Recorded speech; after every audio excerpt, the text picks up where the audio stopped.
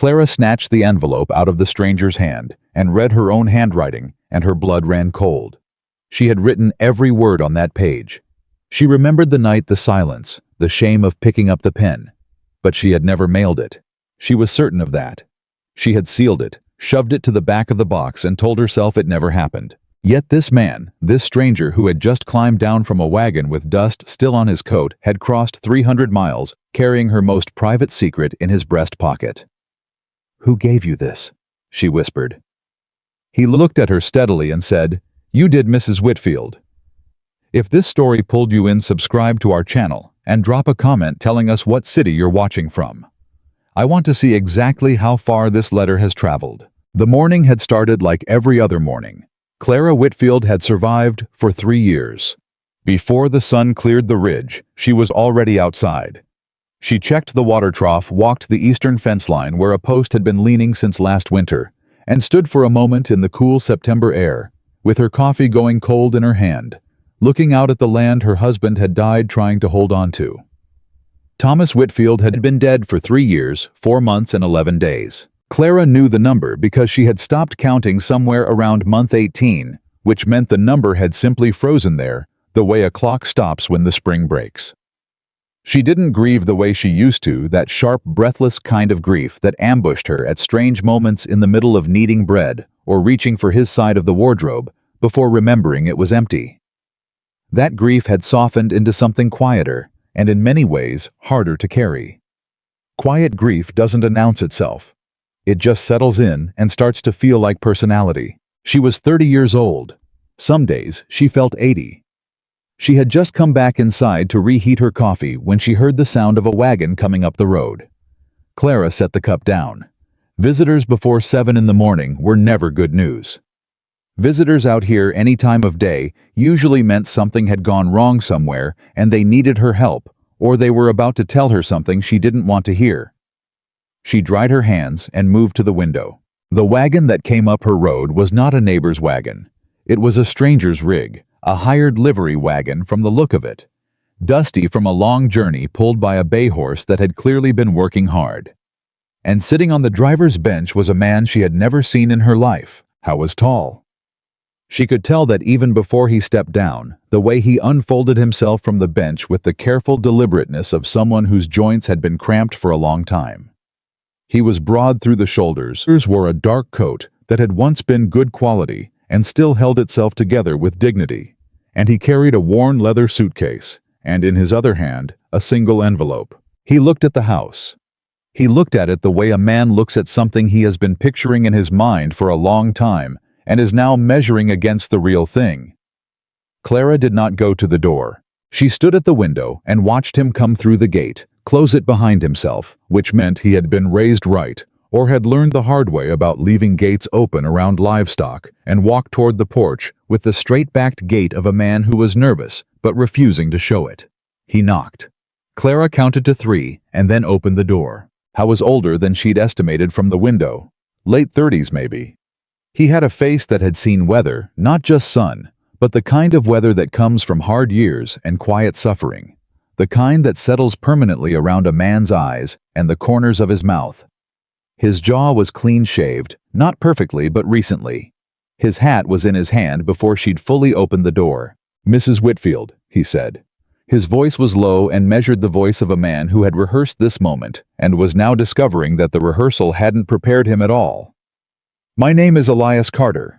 I've come from Kansas City. I apologize for the early hour." Clara studied him. "What do you want, Mr. Carter?" He held up the envelope. "I came because you invited me," he said. Clara looked at the envelope. She recognized the paper immediately. It was the pale blue stationery she kept in the small writing box Thomas had given her the Christmas before he died. She recognized the ink, which was darker at the start of each word and faded at the end because she pressed too hard at the beginning of letters, a habit she'd never broken. She recognized her own handwriting. She did not move to take it. "I don't know what you're talking about," she said. Elias Carter held her gaze. He wasn't a man who looked away easily, she noticed. "I think you do, ma'am. You wrote to the Western Correspondence Bureau in St. Louis last November. This is your letter." Clara felt something cold move through her chest. She had written that letter. She remembered the night she'd written it, the kind of November night that sits on your chest like a stone. Dark at 4 in the afternoon, and silent, except for the wind, finding every crack in the walls. She had been sick for a week, nothing serious. Just a bad cold, but being sick alone has a way of making a person face things they normally keep at the edges of their thinking. She had lain in bed for 3 days, with only herself for company, and somewhere in that silence, she had faced the full weight of what her life had become. She had pulled out Thomas's stationery, and she had written a letter to a marriage agency in St. Louis. She had written it as honestly as she could, because she had too much pride to be dishonest about what she was and what she had to offer. She was a widow. She owned 160 acres of Wyoming Territory. She had 30 head of cattle, a reliable well, and no debt. She was not beautiful, but she was capable, and she was tired, genuinely tired in a way that had nothing to do with sleep. She remembered sealing the envelope. She remembered holding it in her hand for a long time. She did not remember sending it. "That letter was never sent," Clara said. "I sealed it and I put it away." Elias was quiet for a moment. "Then someone sent it for you, Mrs. Whitfield, because it arrived at the bureau in December, and they matched it with my inquiry in January, and they forwarded it to me in February." He paused. "I've been making arrangements to come since March." Clara stared at him. 7 months, she said. "Yes. You've been planning this for 7 months based on a letter I didn't send." "Based on a letter that arrived," he said carefully. "I can't speak to how it got there. I can only tell you what I received." Clara stepped back from the door. Not to invite him in, not yet. To put space between herself and the confusion that was building in her chest like floodwater behind a dam. "You'd better come in," she said finally. "And you'd better start from the beginning." Elias Carter sat at her kitchen table, the way a man sits when he is acutely aware of being a guest in someone else's home, straight, both hands visible, not touching anything he hadn't been invited to touch. Clara set the coffee pot on the stove and kept her back to him while she worked, because she needed a moment to organize her thoughts without him watching her face. "Tell me about yourself," she said. "What do you want to know?" "Everything. If you traveled 300 miles to sit at my table, then you owe me everything." She heard him exhale not a sigh, but the kind of slow breath a person takes when they're settling in for something difficult. "I'm 37, he said. "I was a carpenter in Kansas City. I had a workshop, a house, a wife. Her name was Helen. She died of tuberculosis 2 years ago after being sick for the better part of 3 years before that." Clara poured the coffee. She didn't turn around yet. "We didn't have children," he went on. "By the time we knew she was sick, we understood they wouldn't come. After she died, I kept working. I didn't know what else to do. But working in that shop, in that town, in that house, it was like trying to live inside a photograph of a life I used to have. Everything looked the same, but nothing meant the same." "So you decided to run," Clara said. "I decided to try something different."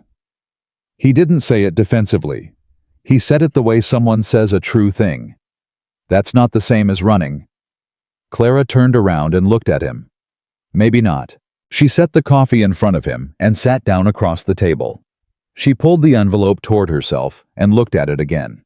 Her name and address were written in a careful clerk's hand on the front, a routing notation from the bureau. She turned it over.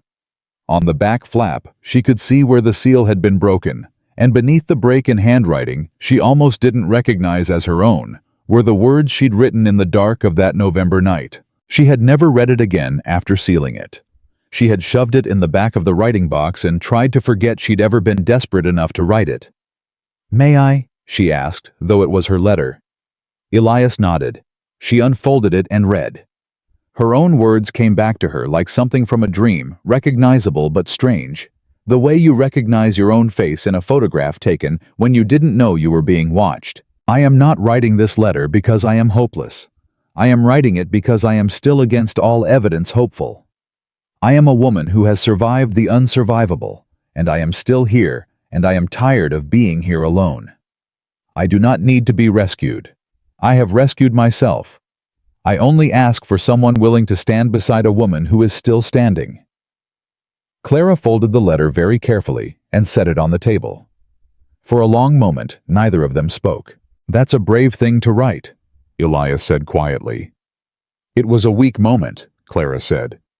"I don't think those are opposites," he said. Clara looked at him sharply. He didn't look away. She had the uncomfortable sense that this man said exactly what he thought, which was either going to be very inconvenient or possibly a relief she hadn't prepared herself for. "I still don't understand how it was sent," she said. "I live alone. No one else had access to my correspondence. Is there anyone who might have found it and meant well?" Clara was quiet. Her nearest neighbor was Dorothea Pratt, who came by twice a month to trade eggs and complain about her son-in-law. Dorothea had a key for emergencies. Dorothea had been inside the house in December when Clara was sick with the cold. Dorothea had also been trying for 2 years to convince Clara she needed to remarry before she worked herself into an early grave. Clara closed her eyes briefly. "I think I know who sent it," she said. "Does that change anything?" "It changes the fact that I had a choice," Clara said. "Apparently I didn't." Elias was quiet for a moment, then he said, "You have a choice right now. You can tell me to get back in that wagon and I'll go. I won't blame you. I won't cause you any trouble. I'll write to the bureau, say there was a misunderstanding, and that'll be the end of it." Clara looked at him across the table. He meant it. She was good at reading people. 3 years of managing ranch hands and dealing with buyers and lenders had made her sharp at the small signals of sincerity, and Elias Carter meant every word of what he'd just said. He would leave if she told him to. No argument, no manipulation, no appeal to pity. He would simply go, which was perversely the very thing that made her not want to send him away. "Where would you go?" she asked. "East, I suppose, or I could try further west. I've heard there's work in Oregon." "You sold your workshop?" "Yes." "Your house?" "Rented it out. Hadn't the heart to sell it yet." Clara wrapped her hands around her coffee cup. "So you have nothing to go back to?" "Nothing urgent," he said. "But that's not a reason for you to take me in." "No," she agreed. "It isn't." She sat with that for a moment. The rational thing, the safe thing, the sensible thing, that any reasonable woman of her age and experience would do was to tell him to get back in that wagon. Thank him for his trouble. Maybe offer him breakfast first because she had been raised with hospitality and old habits ran deep. But thank him and send him away. She had built this life alone. She had mended every fence and dug out every stuck calf and argued down every buyer who tried to cheat her because she was a woman alone. She didn't need help. She had proved that. She had proved it until proving it became the only thing she did. "I have a barn that needs re-roofing," Clara said, "and a fence line that's been losing a fight with the wind for 18 months. I can't offer you wages I don't have, but I can offer room in the bunkhouse and 3 meals a day. A working arrangement, nothing more. You stay, you work, and you get yourself sorted out. No obligations in either direction." Elias looked at her for a long moment. "You're not what I expected," he said. "What did you expect?" "I don't know. Someone softer, maybe." "Soft doesn't survive Wyoming winters," Clara said. The corner of his mouth moved.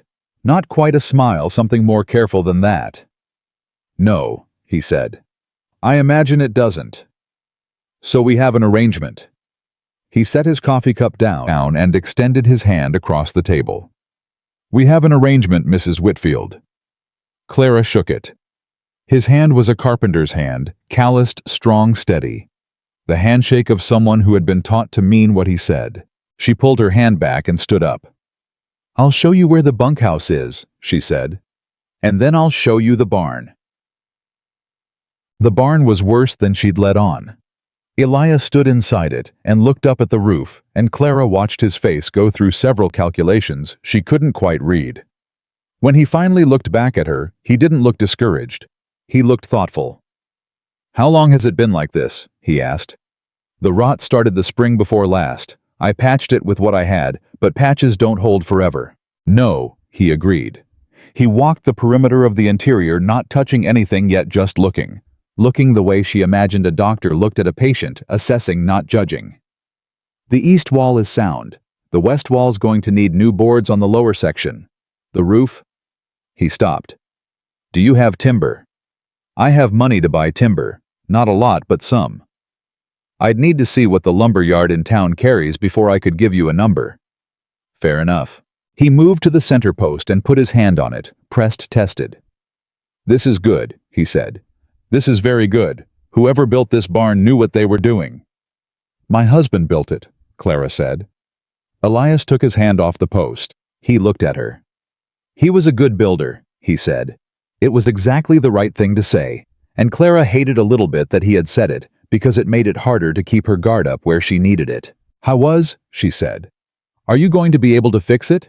I'm going to be able to do better than fix it, Elias said. I'm going to make it last. The first 2 weeks were careful and quiet. Elias worked, and Clara watched him work without appearing to watch. She had 100 tasks of her own, the cattle, the household, the account books that never quite balanced the way she needed them to, but she was aware of him, the way you're aware of a new sound in a familiar house. Not frightening, just present, changed. He did not try to manage her. He did not offer opinions about how she ran things unless she asked. He did not try to befriend the hands. There were two, a young man named Cody, who'd been with her for a year, and an older ranch hand named Amos, who'd worked the land since Thomas was alive, in a way that would shift their loyalty. He worked alongside them as an equal, learned the rhythms of the place, and stayed inside those rhythms without trying to reshape them. At meals he was polite. Conversation stayed light. The weather, the progress on the barn, whether the south pasture was going to hold up through winter. But on the 11th day, Clara came to the barn in the late afternoon and found Elias sitting on an upturned crate, not working, just sitting. He had a piece of wood in his hands, a small block off-cut from the new boards, and he was turning it over and over without doing anything with it. She recognized that gesture. She'd done it herself 100 times.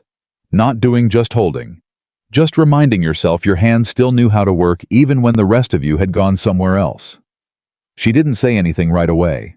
She checked the water barrel in the corner, checked the tack on the wall, made herself useful for a few minutes. Then she sat down on a hay bale nearby and said, "Bad day." He looked at her sideways. "What makes you ask? You haven't done anything with that piece of wood in the last 10 minutes. He looked down at it. "Today would have been my wedding anniversary," he said. "Helen and I 12 years. Clara was quiet. "I wasn't expecting it to hit me the way it did," he said. "I thought I was past that." "You don't get past it," Clara said. "You just get further from it. And then on certain days, it's like no distance at all."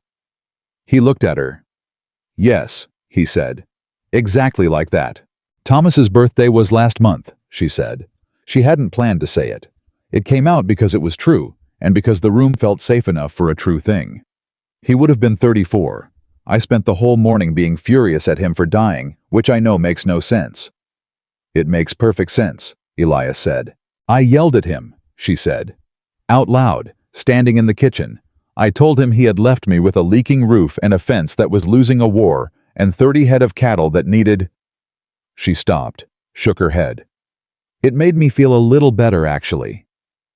Elias let out a sound that started as something else and became cautiously a laugh. Clara felt something shift in her chest, something small and rusty, like a hinge that hadn't moved in a long time. "I talk to Helen sometimes," he said. "I do it in the workshop, did it in the workshop. I'd be working and I'd tell her what I was building and why and who it was for." He turned the woodblock over one more time and then set it down. "I kept thinking she'd answer." "Does she?" He considered that seriously. "Sometimes," he said. "Not in words. But sometimes I'm working, and I just know that something's going to fit right. And it does. And I think maybe that's her." Clara looked at him for a long moment. "I think Thomas is my fence line," she said. "Specifically the east corner post that will not stay in the ground no matter what I do. I've reset it 4 times. It's almost funny." Elias looked at her with an expression she couldn't quite name. It was somewhere between amusement and something more serious. "I'll take a look at that post," he said. "I didn't tell you so you'd fix it." "I know," he said, "but I'd like to." 3 weeks and Dorothea Pratt came to call. Clara saw the woman's buggy from half a mile out and had a full minute to compose herself before the visit began. She used that minute to decide exactly what she was going to say. Dorothea was 62, wide white-haired, and possessed of an absolute certainty that her intentions excused her methods. She climbed down from her buggy with the air of someone arriving to survey the results of a plan well executed, and Clara met her at the gate with a face that gave nothing away. "You look well," Dorothea said, which meant she was looking for something and hadn't found it yet. "Come in," Clara said. "Coffee's on." They sat at the kitchen table, the same table where Clara had sat across from Elias 3 weeks ago, and Dorothea accepted her coffee and looked around the kitchen with the particular attention of someone pretending not to search for signs. "I hear you have a man working the place," Dorothea said. "I have a hired hand," Clara said. "His name is Elias Carter. He came from Kansas City." Dorothea's eyes were bright and careful. "He came a long way for ranch work. He's a carpenter. He's re-roofing the barn and rebuilding the west wall. It needed doing." "Clara." Dorothea set down her cup. "I know about the letter." The kitchen was very quiet. "Do you?" Clara said. Dorothea had the grace to look at least somewhat uncomfortable. "I found it when I was taking care of you in December. You were feverish. I thought. You thought you'd make a decision that wasn't yours to make. I thought you needed someone, and you were too proud to send it yourself." Clara folded her hands on the table. She kept her voice very even, very controlled, because if she let it go, she would say things that couldn't be unsaid, and she and Dorothea had been neighbors for 12 years. "Do you understand," she said, "what you did? You sent a letter to a stranger telling him he could come to my home. He sold his business. He traveled 300 miles. He came to my door with my own letter in his hand expecting. Is he a good man? That is not the point. Is he, though?" Clara stared at her. "Because I read that letter before I sent it," Dorothea said, and her voice was quieter now, less defensive. "I read what you wrote, Clara, and I thought this woman is not meant to be alone forever. She just needs one small push." "It wasn't your push to give." "No," Dorothea agreed. "It wasn't. And I'm sorry for the way I did it. I am." She paused. "But I'm not sorry for what came from it. Are you?" Clara did not answer that. She should have answered it easily. She should have said, "Yes, I am sorry. The man came here under false pretenses, and the whole situation is a mistake." She should have said it without hesitation. She didn't say it at all. That evening, Clara went to the barn. Elias was there working late, finishing the last section of new boards on the west wall, with the focused, quiet efficiency she had come to recognize as simply how he worked. He looked up when she came in, and then looked back at what he was doing with a naturalness that she appreciated. "I know who sent the letter," she said. He kept working. "You said you thought you knew. I know now. It was my neighbor. She found it when she was caring for me, and she sent it without telling me." He set down his hammer and turned to look at her properly. "Are you angry?" "I was. And now?" Clara leaned against Thomas's post, the center post, that Elias had called very good, and looked at the repaired wall.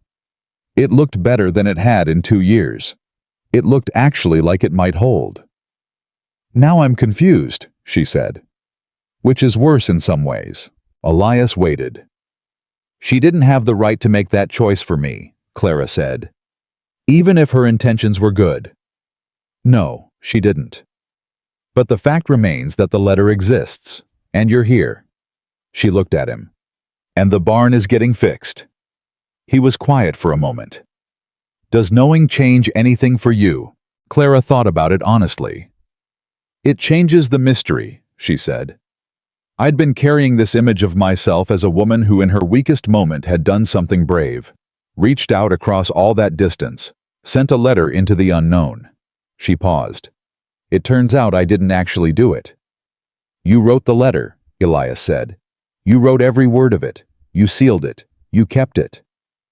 "I kept it because I couldn't throw it away," Clara said, "because part of me still wanted it to exist." He picked up his hammer and turned it over in his hands, the way she'd noticed he did when he was thinking, not fidgeting, just thinking with his hands. "It seems to me," he said slowly, that wanting a thing is the root of it. Everything else is just logistics. Clara looked at him. He was watching her with that careful, direct gaze that had unsettled her when he first arrived, and had somewhere in the past 3 weeks stopped unsettling her and started feeling simply honest. "You're a complicated man, Mr. Carter," she said. "I'm a simple man," he said. "I just had complicated things happen to me." Clara pushed off from the post and turned toward the barn door. "Good night," she said. "Good night, Mrs. Whitfield." She walked back to the house through the cool September evening, and she did not look back, and she was aware the entire way that she wanted to. The morning of the 25th day began with a problem. Cody, her younger ranch hand, came to the kitchen door before breakfast, with his hat already in his hands, which was never a good sign. 2 of the cattle had broken through the southern fence line in the night, the section she'd been meaning to reinforce all summer, and were somewhere in the scrub brush on the far side of the property, which abutted the land belonging to Harrison Blake. Harrison Blake was not a man who returned other people's cattle without a conversation she didn't want to have. "Get Amos and check the creek bed first," she told Cody. "That's where they go when they get through." "Yes, ma'am. Mr. Carter said he'd come too if you wanted." Clara paused. She hadn't asked Elias, and she didn't want to make a habit of relying on him for things that weren't his concern. The arrangement had been barn and fences, not cattle work. "If he offered, fine," she said. "Let's go." They found the cattle in the creek bed as she'd predicted. Getting them back was straightforward. The animals were willing enough. But when they came back up through the scrub on the far side of the fence, Harrison Blake was waiting. He was on horseback, a big man on a big horse, and he had 2 of his own hands with him. He looked at Clara, and then looked at Elias, with the particular expression of a man who thought information was power and who was currently gathering it. "Mrs. Whitfield," he said. "Lost some stock." "Found them again," she said. "Thank you for your concern." "These your cattle that came through on my grass last night?" "They got through a broken section," she said. "It'll be repaired today." Blake's eyes moved back to Elias. "Who's this?" "My hired hand," Clara said. "Your hired hand." Blake let the word sit there a moment. "Come quite a ways from the look of him. Kansas, Missouri." Elias said nothing. He sat on his horse quietly and looked at Blake with an expression that was completely neutral, which Clara suspected was more unnerving than any hostility would have been. "My workforce is my business, Mr. Blake," Clara said. "Everything that happens on land bordering mine is my business," Blake said. He had a way of saying things that weren't quite threats, but weren't quite not threats either. "Just making sure I know who's coming and going on your place. Neighborly concern." "Your neighborly concern is noted," Clara said. "Good morning." She turned her horse and didn't look back, and after a moment she heard Elias and Cody turn theirs as well. They rode back to the property in silence. When they reached the barn, Elias swung down from his horse and looked at her. "He wants something from you," he said. "He wants the land," Clara said. "He's been wanting it since Thomas died. He bought out 2 families last year, the Morgans and the Hendersons, and my 40 acres are the only thing between his property and the water rights on the Eastern Creek." "Has he made an offer?" 3 times. The last one was 2 months ago. I told him no." Elias was quiet for a moment. "And now he's going to spend some time figuring out what it means that you've got a man living here," he said. "Whether I'm a husband, a partner, what my legal standing is." "Because if you're nobody," Clara said flatly, "I'm just a widow alone, and he can keep applying pressure." "Yes." Elias looked at her. "I'm sorry. That's not a situation I meant to complicate." "You didn't create the situation," Clara said. "Blake did. He's been creating it for 2 years." She took her horse's reins and led it toward the water trough. "Let's fix the fence." They worked the southern fence line through the morning, Elias resetting posts, while Clara strung wire alongside him. They didn't talk much. The work had its own rhythm, and they'd both been around enough labor to know that silence in work is not emptiness, it's just a different kind of company. It was mid-morning when Elias said without looking up from the post he was driving, "If Blake comes back with legal pressure, it helps if people believe I have standing here." Clara kept her eyes on the wire she was stretching. "I won't be managed," she said. "I know," he said. I'm not trying to manage you. I'm saying that appearances matter, and right now my appearance here is ambiguous. You could clarify it however you see fit. And what would you prefer I say? He drove the post the rest of the way in and straightened up. He looked at her across the fence line with an expression that was completely unguarded for the first time since he'd arrived. The truth, he said. Whatever that is for you. Clara looked back at him. 3 weeks ago, this man had come to her gate with a letter she didn't remember sending. He had fixed her barn and her fence and her east corner post that hadn't held in 2 years. He had told her about his dead wife in a way that felt like an offering rather than a claim. He had not tried to replace Thomas, had not tried to rush her, had not tried to be anything other than what he said he was. The truth, she thought. She didn't know yet what the truth was, but she was beginning to suspect it was something that was going to change everything. The fence held. That was the first thing Clara checked. The morning after they'd repaired, it walked the southern line before breakfast, testing each post with her boot, checking the wire tension. The way you check a wound you're not sure has healed. Every post stood. Every wire held. She stood at the corner where the break had been and put her hand on the new wood and felt for a moment something almost like relief. Then she went back to the house and found Elias already at the kitchen table with coffee made, and the relief complicated itself into something she didn't have a name for yet. "You're up early," she said. "I didn't sleep well," he said. He said it simply without making it an invitation for concern, just a fact. "Coffee's fresh. I can see that." She poured a cup and stayed standing, leaning against the counter the way she always did when she needed to think without looking like she was thinking. "The fence is good." "I know. I walked it at first light." She looked at him. "So did I." He met her eyes, and that small shared thing. Both of them out there in the dark.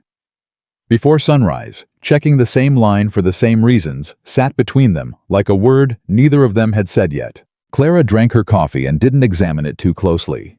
She had more immediate problems. Harrison Blake had not ridden away from that fence line without purpose, and anyone who thought otherwise didn't know the man. In the 3 years since Thomas died, Blake had been patient and methodical in the way that men with money and time are patient and methodical, not aggressive, never openly aggressive, but constant. He'd sent a lawyer twice. He'd made 3 offers, each one framed as generosity. Each one followed by a quiet period in which Clara suspected he was waiting for some new hardship to break her resistance. He'd bought out the Morgans and the Hendersons not by force, but by simply being present at the exact moment they couldn't hold on anymore. He operated on the principle that eventually everyone ran out of endurance. Clara had been proving him wrong for 36 months, and she intended to keep proving him wrong. But she was also not naive enough to believe that seeing a man living on her property wouldn't give him something new to work with. She was still thinking about that when Dorothea Pratt's buggy appeared on the road for the second time in a week. Clara set down her cup. "Again," she said mostly to herself. Elias looked out the window. "Should I make myself scarce?" "No," Clara said, and surprised herself with how quickly she said it. "Stay where you are."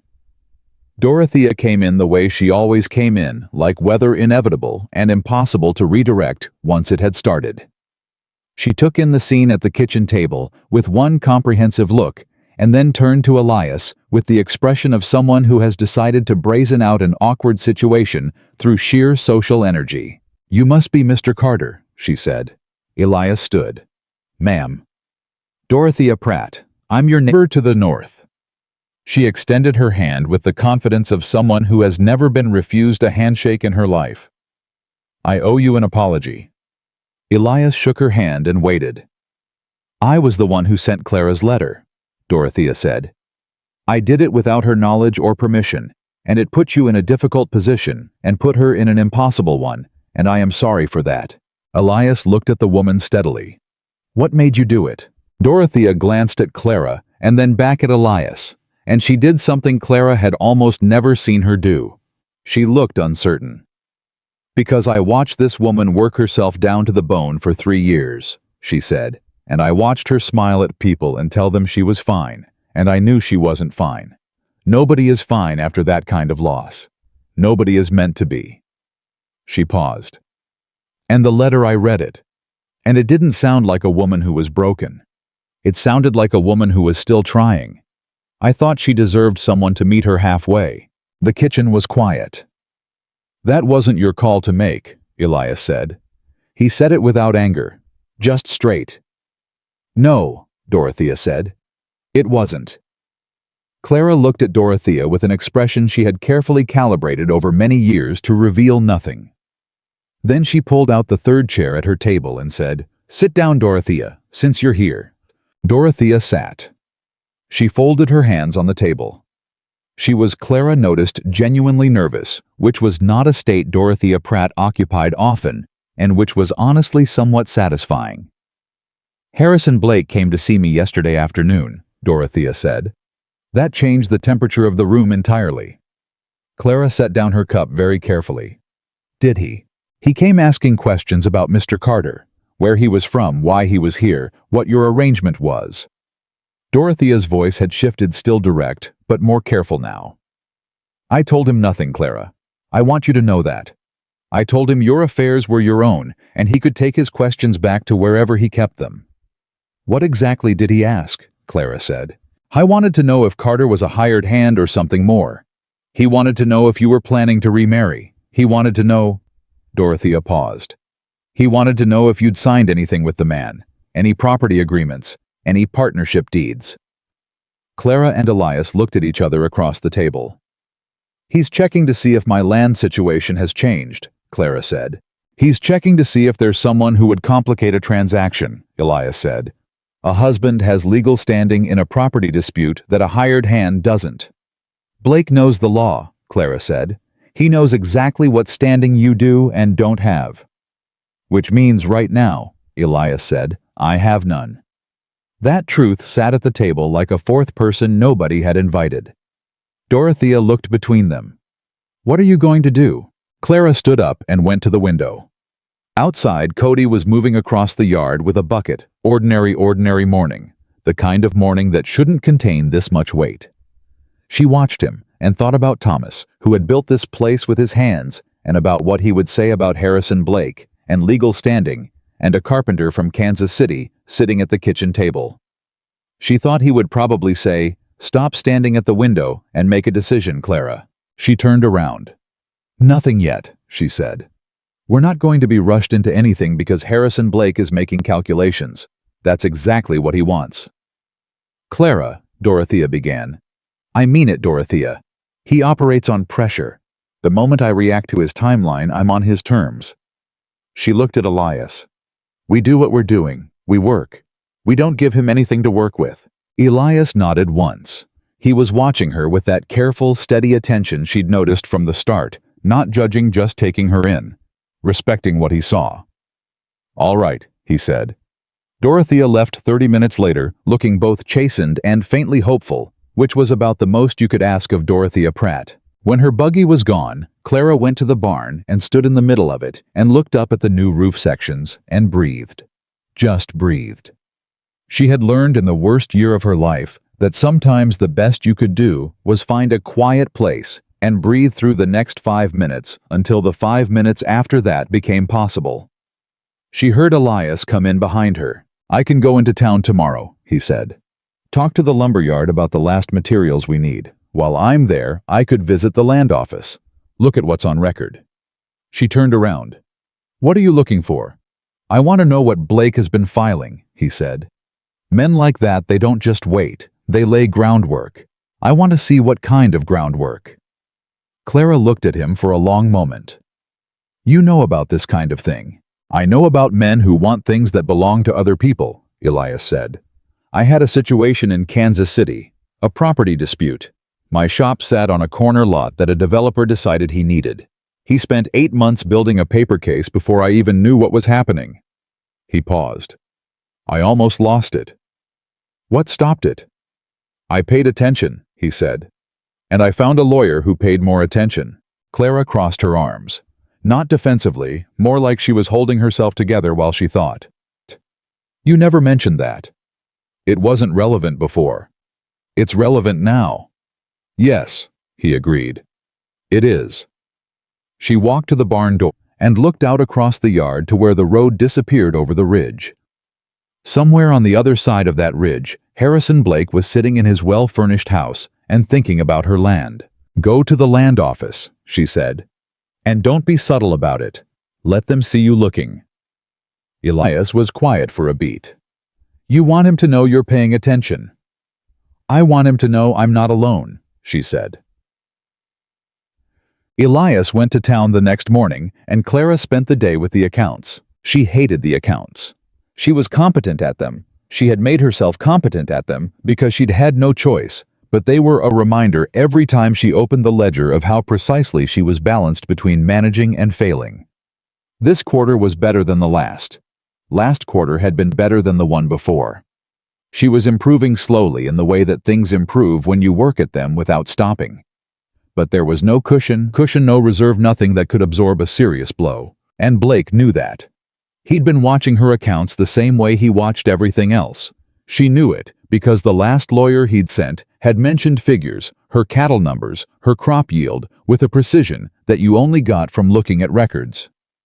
She was still sitting with that thought, staring at the ledger without seeing it, when Cody came to the door.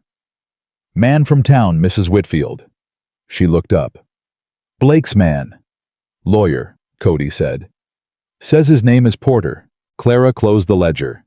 "Send him in." The lawyer who came through her door was a thin man in his 40s with a suit that was carefully kept and a briefcase that he held in both hands as though it might be confiscated. He had the demeanor of someone who had delivered uncomfortable news enough times to have developed a practiced regret about it.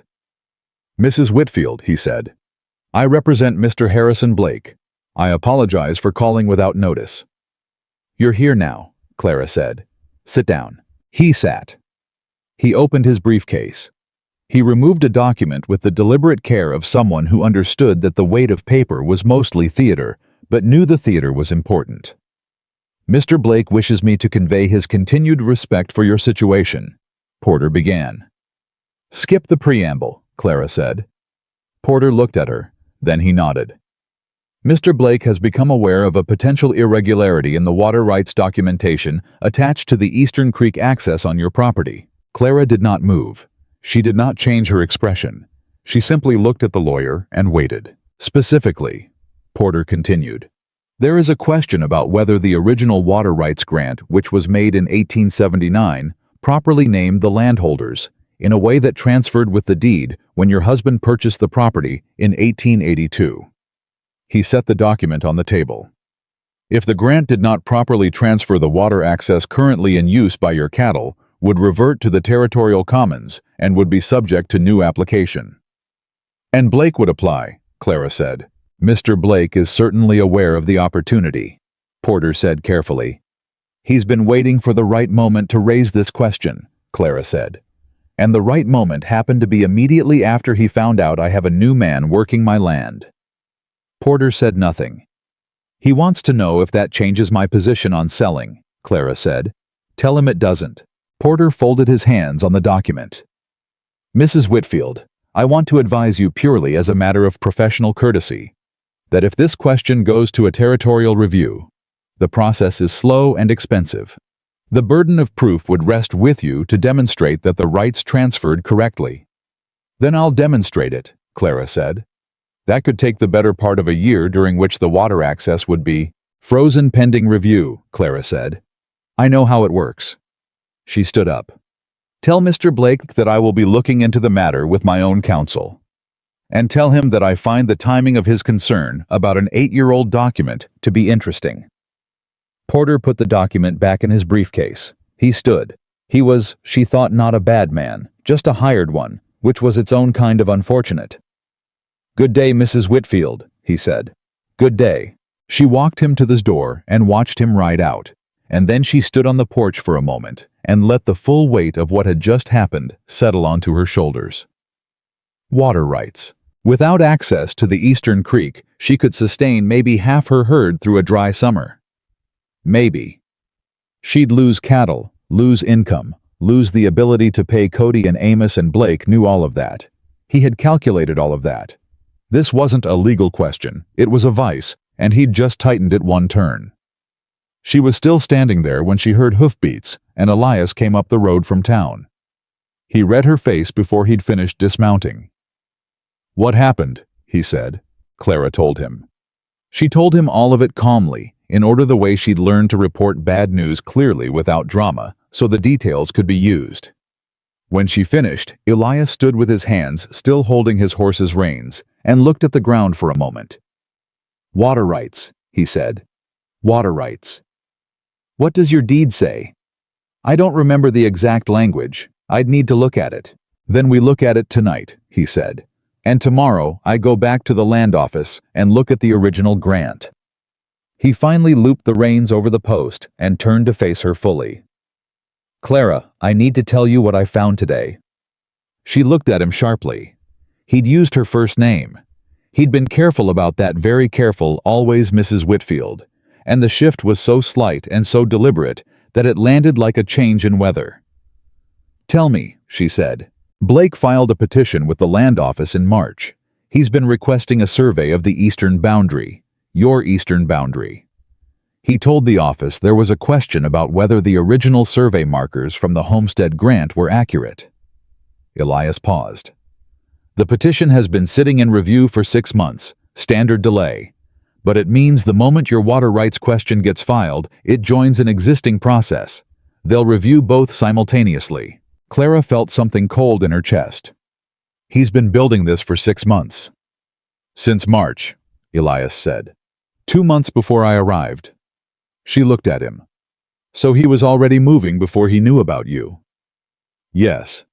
But my being here—" He stopped. "My being here changes his calculation. A woman alone fighting a two-front legal challenge is one thing. A woman with a legal partner is different. A husband has standing to join a land claim defense. A hired hand doesn't." Clara was very still. "You're not suggesting," she began. "I'm not suggesting anything," Elias said immediately. "I am telling you what the legal landscape is. What you do with it is entirely your decision." She looked at him for a long moment. He held her gaze completely steadily, the way he always did, not pushing, not pulling, just present, just honest. "This is not how I imagined having this conversation," she said. "Which conversation? Whether there was going to be—" She stopped. "I hadn't decided anything." "I know," he said. "You don't have to decide anything now.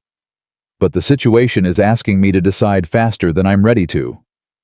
"Then the situation can wait." "Wait," he said. "We'll fight this with what we have. The deed, the land office records, and a lawyer who looks at this with fresh eyes. We don't need to give Blake the satisfaction of forcing anything." Clara looked at him. There it was again, that quality she'd noticed the first day. He said what he meant. He didn't maneuver. He didn't manage her toward conclusions. He laid out the truth and stepped back and let her stand in it. She thought about Thomas, who had been a good man, a genuinely good man, but who had sometimes solved problems for her before she'd had the chance to solve them herself. Who had meant it kindly. Who had not understood entirely the difference between helping and preempting. "Thank you," she said, "for going to the land office." "Of course. And for telling me straight." "I don't know how to tell you anything else," he said. She almost smiled. She caught it before it fully arrived, but she felt it. "I've noticed that," she said. "Get your horse settled. I'll get the deed." They sat at the kitchen table until late that night, the deed spread between them alongside the land office report Elias had written out from memory. Both of them going over the language with the careful attention of people who understood that a single word could mean everything. The deed said together with all water rights easements and appurtenances thereto belonging. "Appurtenances," Elias said. "That's broad language. Broad enough to cover the creek rights.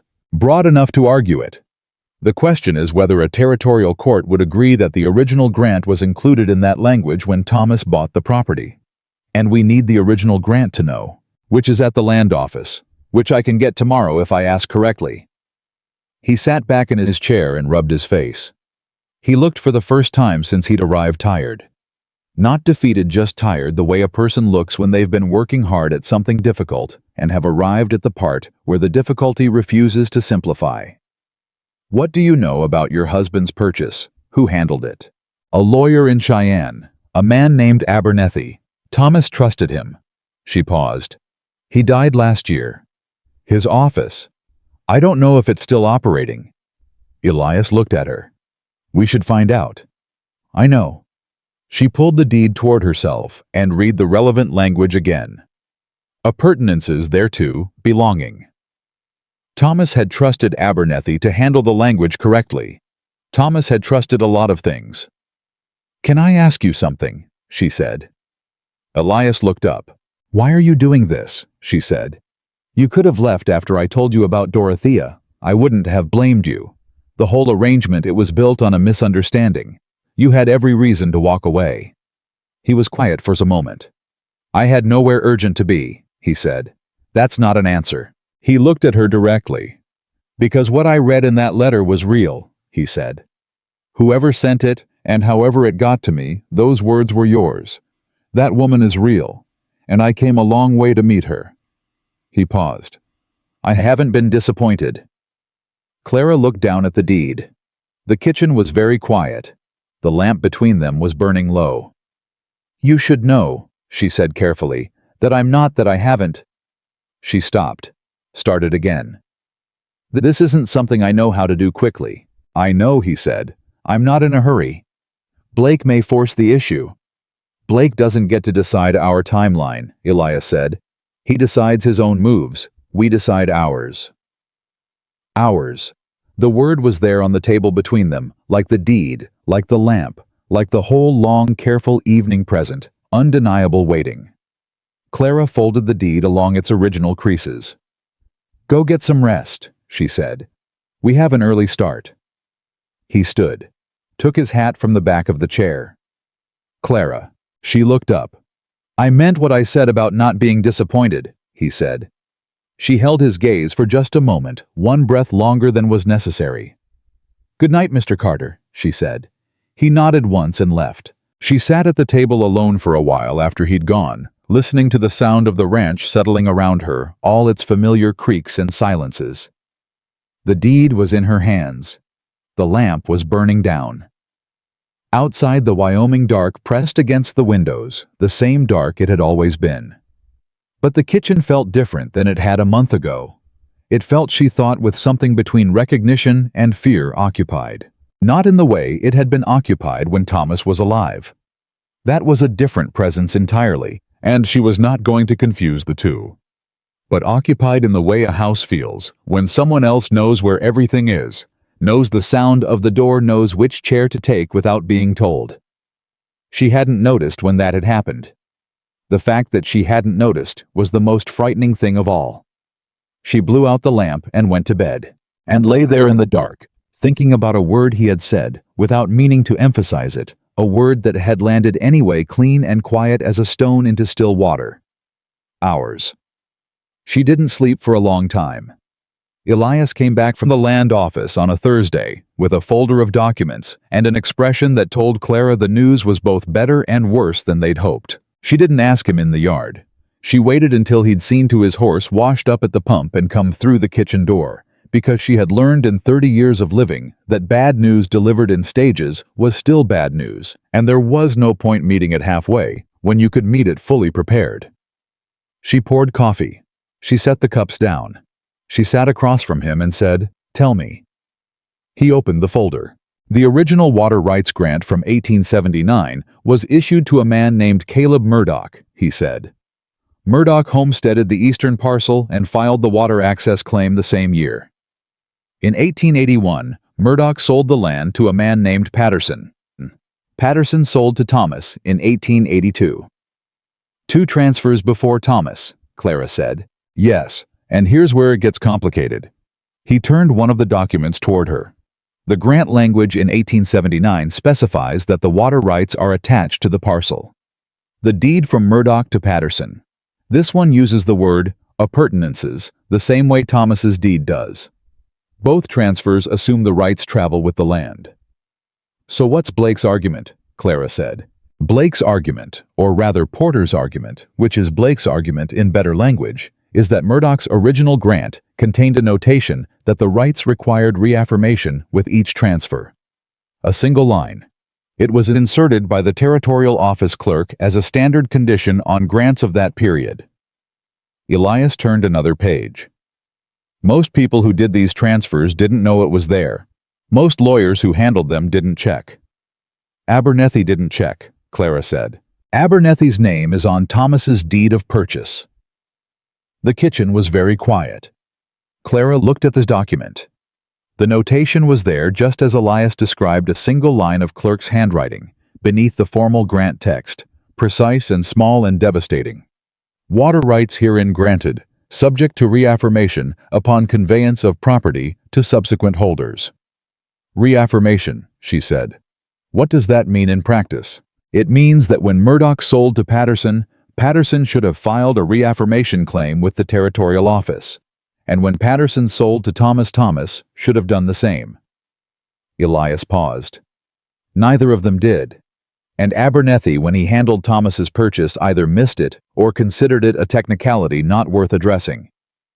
Or didn't know, Clara said. She was not going to speak badly of a dead man without evidence. Or didn't know, Elias agreed. So the rights were never properly reaffirmed through two transfers, Clara said. Which means technically they've been in question since 1881. Blake just found out before I did. Yes. Clara sat back in her chair. She looked at the ceiling for a moment, not dramatically, just the way a person looks away when they need to think without the distraction of another face. Then she looked back at Elias. Is there a remedy? She said. Possibly, he said. I spoke to a man at the land office, a clerk named Haskell, who's been there for 12 years and knows the records better than anyone. He told me that there have been cases where a subsequent holder filed a late reaffirmation and it was accepted. The argument is continuous use and reliance that Thomas used the water rights openly, without contest for years, and that the ranch was built around that access. Courts have accepted that as equitable grounds for granting the reaffirmation retroactively. But it requires a court, Clara said. Yes. A territorial court filing, which takes time and money. Yes. And while the filing is pending, Blake could argue that the rights are actively in question and request an injunction on your use of the creek, Elias said. He said it flatly without softening it because they were past the point of softening things. It's a long shot. Courts don't usually issue injunctions on established use during a pending review. But Blake has money to bring a lawyer who can argue it aggressively. Clara put both hands flat on the table and looked at the documents. She was doing math. She was always doing math, the ongoing, relentless calculation of what she had against what she needed against what could go wrong. She had 30 head of cattle that needed creek access through the dry months. She had approximately $400 in reserve, which was not nothing, but it was not enough to sustain a prolonged legal fight and run a ranch simultaneously. She had 2 hired hands whose wages came out of that reserve every month. She had winter coming. What does a lawyer cost? She said. For a territorial filing, minimum $200 to start. More if it becomes contested. It will become contested, Clara said. Blake will make sure of it. Yes, Elias said. He will. She stood up. She needed to move. She went to the window, not to look at anything in particular, just to have somewhere to put herself while she worked through it. Outside, Cody was crossing the yard. Ordinary morning. The ordinary weight of the world going about its business while hers tilted on its axis. There's one other thing, Elias said behind her. His tone had changed. She turned around. I was holding a separate document, not from the land office folder, but something else. A folded paper he'd kept in his coat pocket. Haskell gave me this, he said. It's not official. He said he wasn't supposed to share it, but he thought I should see it. He held it out. Clara came back to the table and took it. It was a handwritten note, the kind an office keeps internally, a record of a conversation rather than a formal filing. The date on it was from February. 2 months before Elias had arrived. The names at the top were Harrison Blake and a territorial officer named Reed. She read it. Then she read it again. He's not just trying to get the water rights, she said. Her voice was very level. She had worked a long time to make her voice behave that way under pressure, and it served her now. He's filed a preemptive application for the rights, in February. He applied for the creek access before he even raised the question with me. He applied before anyone knew there was a question, Elias said. He found the notation in the original grant records, understood that neither the Patterson transfer nor Thomas's transfer had reaffirmed, and quietly filed an application as an interested party, claiming the rights had reverted to territorial commons. And then he waited, Clara said. And then he waited. She set the paper down on the table very carefully. He's been sitting on an active application for 8 months, she said. While he sent polite offers to buy my land. While he sent Porter with his careful language about irregularities. She looked at Elias. He already filed. He's not threatening to file. It's done. The question is just whether the territorial office processes his application before or after I file a counterclaim. Yes, Elias said. That's the exact question. How long has his application been in the queue? 8 months. Haskell says the review process takes 12 to 18 months for contested claims. Blake filed in February, which means he's 5 to 9 months from a potential ruling in his favor if no counterclaim is filed. Clara did the math instantly. Which means I have a month.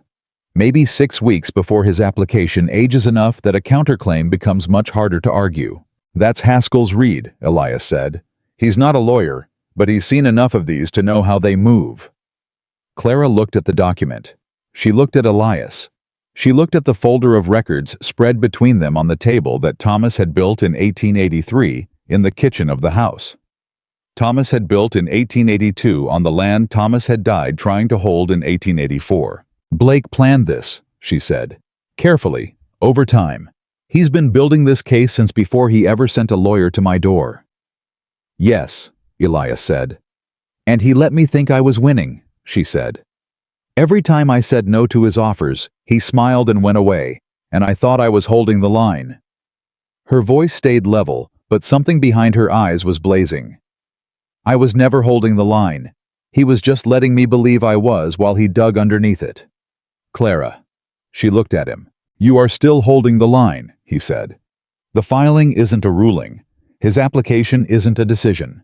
You have time to counter it, and you have grounds, and you have his own document showing he filed an application before he raised the question with you, which is not the behavior of someone confident in the legality of his claim. If he was certain the rights had reverted, he wouldn't have needed to play it this way.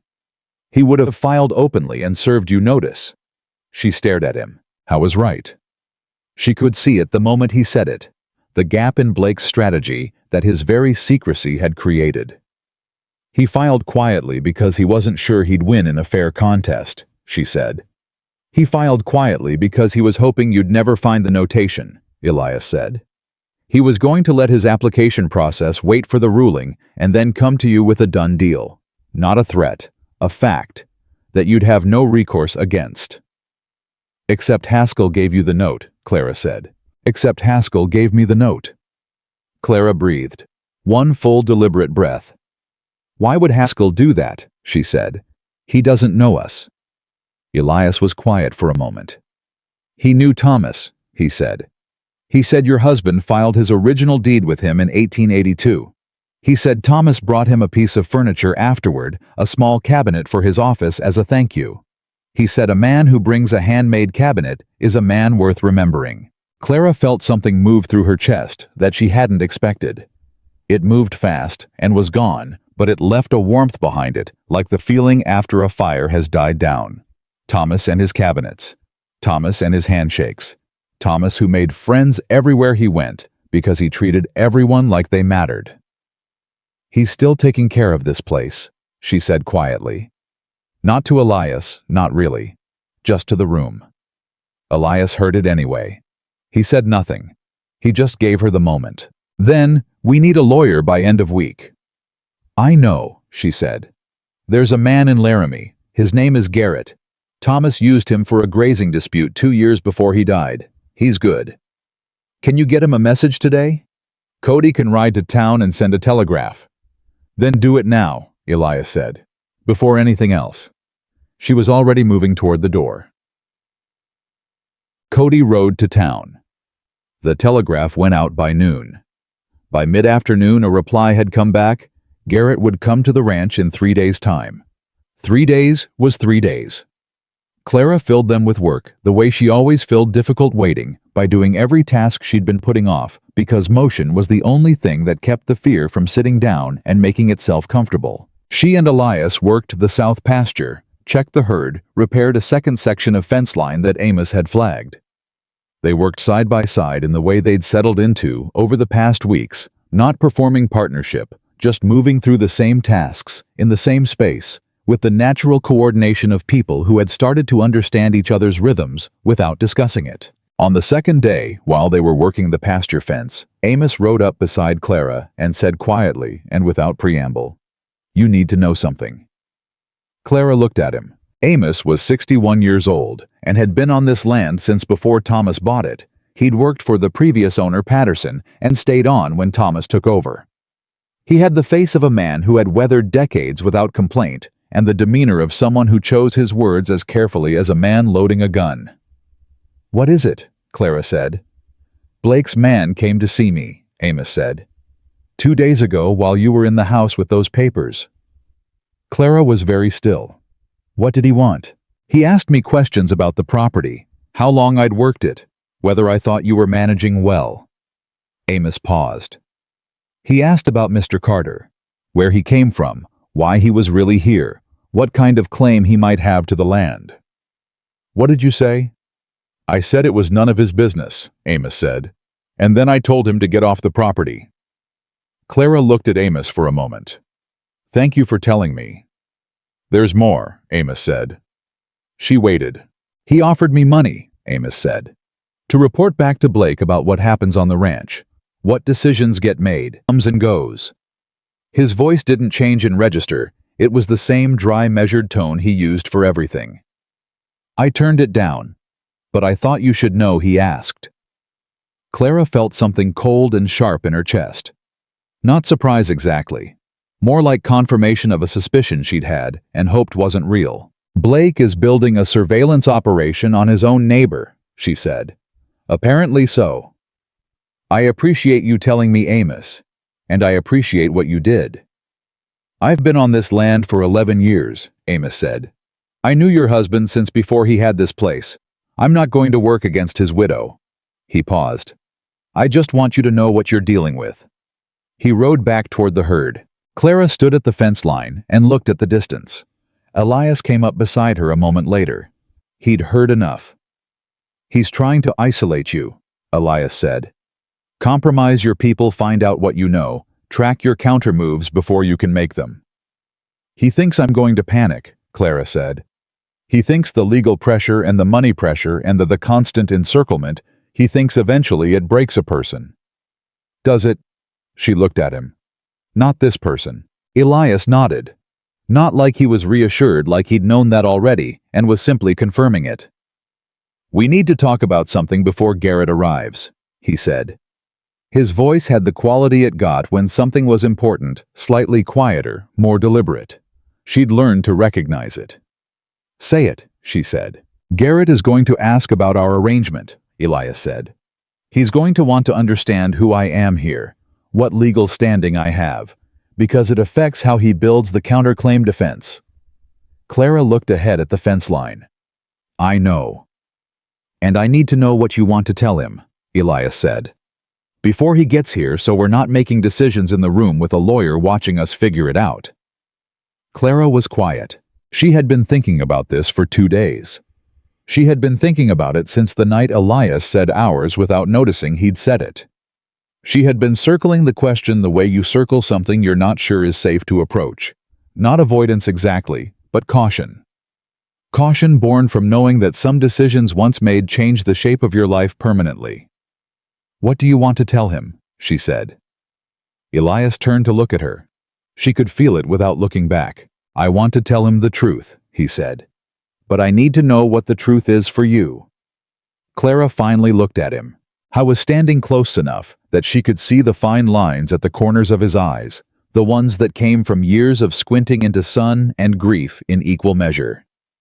He looked at her with the same complete honesty he always did, and she understood that this man was genuinely asking, not maneuvering her, not pressuring her toward the answer that served his interests. He was asking because he actually wanted to know. "I don't know yet," she said. Honest. Completely honest. "All right," he said. He didn't push. He never pushed. "I know," she said slowly, "that I don't want to make a decision because Blake is making me. I won't be rushed into something real by something calculated." She paused. "But I also know that the arrangement we've had for 5 weeks, it's been honest. And it's been—" She stopped. "Enough," he offered. "More than enough," she said. And that was more than she'd meant to say, and they both knew it. Elias looked at her steadily. "Then tell Garrett we're engaged," he said. "If that's something you can say without it being a lie." Clara looked at him for a long time. The wind moved through the pasture grass. Somewhere in the herd, one of the cattle moved and the sound carried. The ordinary afternoon going about its ordinary business. "I can say it," she said finally. "Without it being a lie." Something moved in his face. Not victory, nothing like that. Something much quieter. Something she recognized because she felt it herself, the relief of a thing that had been uncertain, becoming certain, and the weight of it, and the wanting of it all, arriving at the same moment.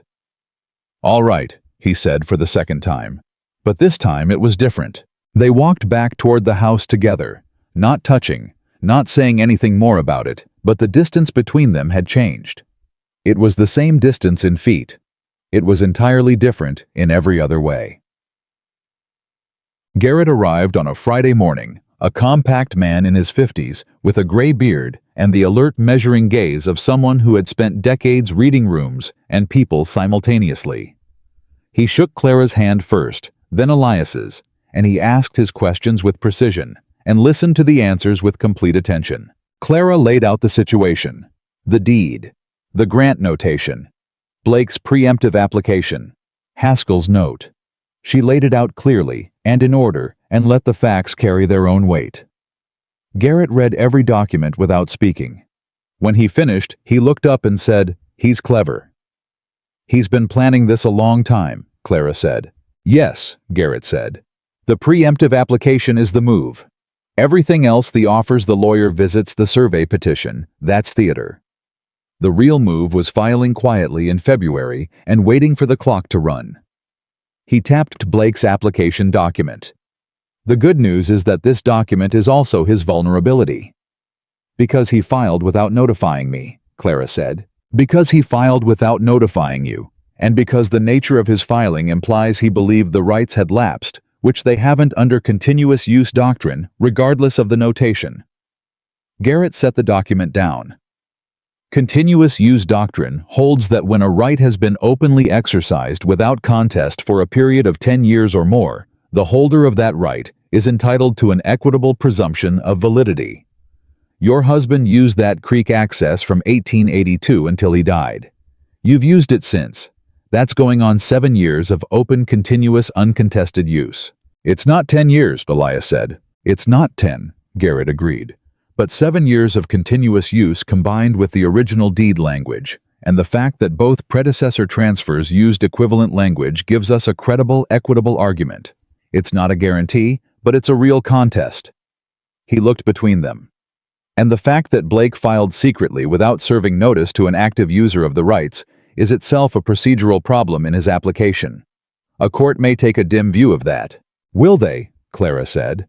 "They should," Garrett said. "Whether they will depends on the judge. Territorial courts are—" He paused diplomatically. "Variable." "What do we need to do?" Clara said. "File a counterclaim immediately. This week. I'll draft it today and have it ready to file tomorrow if you authorize it. You'll need to provide a sworn affidavit of continuous use dates documentation if you have it, witness statements from anyone who can attest to your use of the creek access." "Amos can attest," Clara said. "He's been here through all of it." "Good. Anyone else?" "Dorothea Pratt," Elias said. "She visits regularly. She'd know." Garrett wrote names. "I'll also file a motion challenging the procedural validity of Blake's application based on failure to notify. It may not succeed, but it creates delay, and delay right now is in your favor." He looked up. One more thing. The Haskell note, the internal record of Blake's conversation with Territorial Officer Reed. Yes, Clara said. If that note can be authenticated, it's significant. It shows Blake was aware of the reversion question and chose to file an application rather than raise it with you directly as an affected party. That's not illegal, but it's not admirable, and judges notice character. Garrett paused. Would Haskell be willing to testify to the existence of that conversation? I don't know, Clara said. He took a risk giving it to us at all. It may be worth asking, Garrett said. He closed his folder. Mrs. Whitfield, Mr. Carter. He looked between them again with those careful assessing eyes. This is a real fight. I want you to know that going in. Blake has resources, and he has time, and he has a filing with 8 months of aging on it. What you have is a credible legal argument, continuous use, and the fact that he overplayed his hand by being too clever. A pause.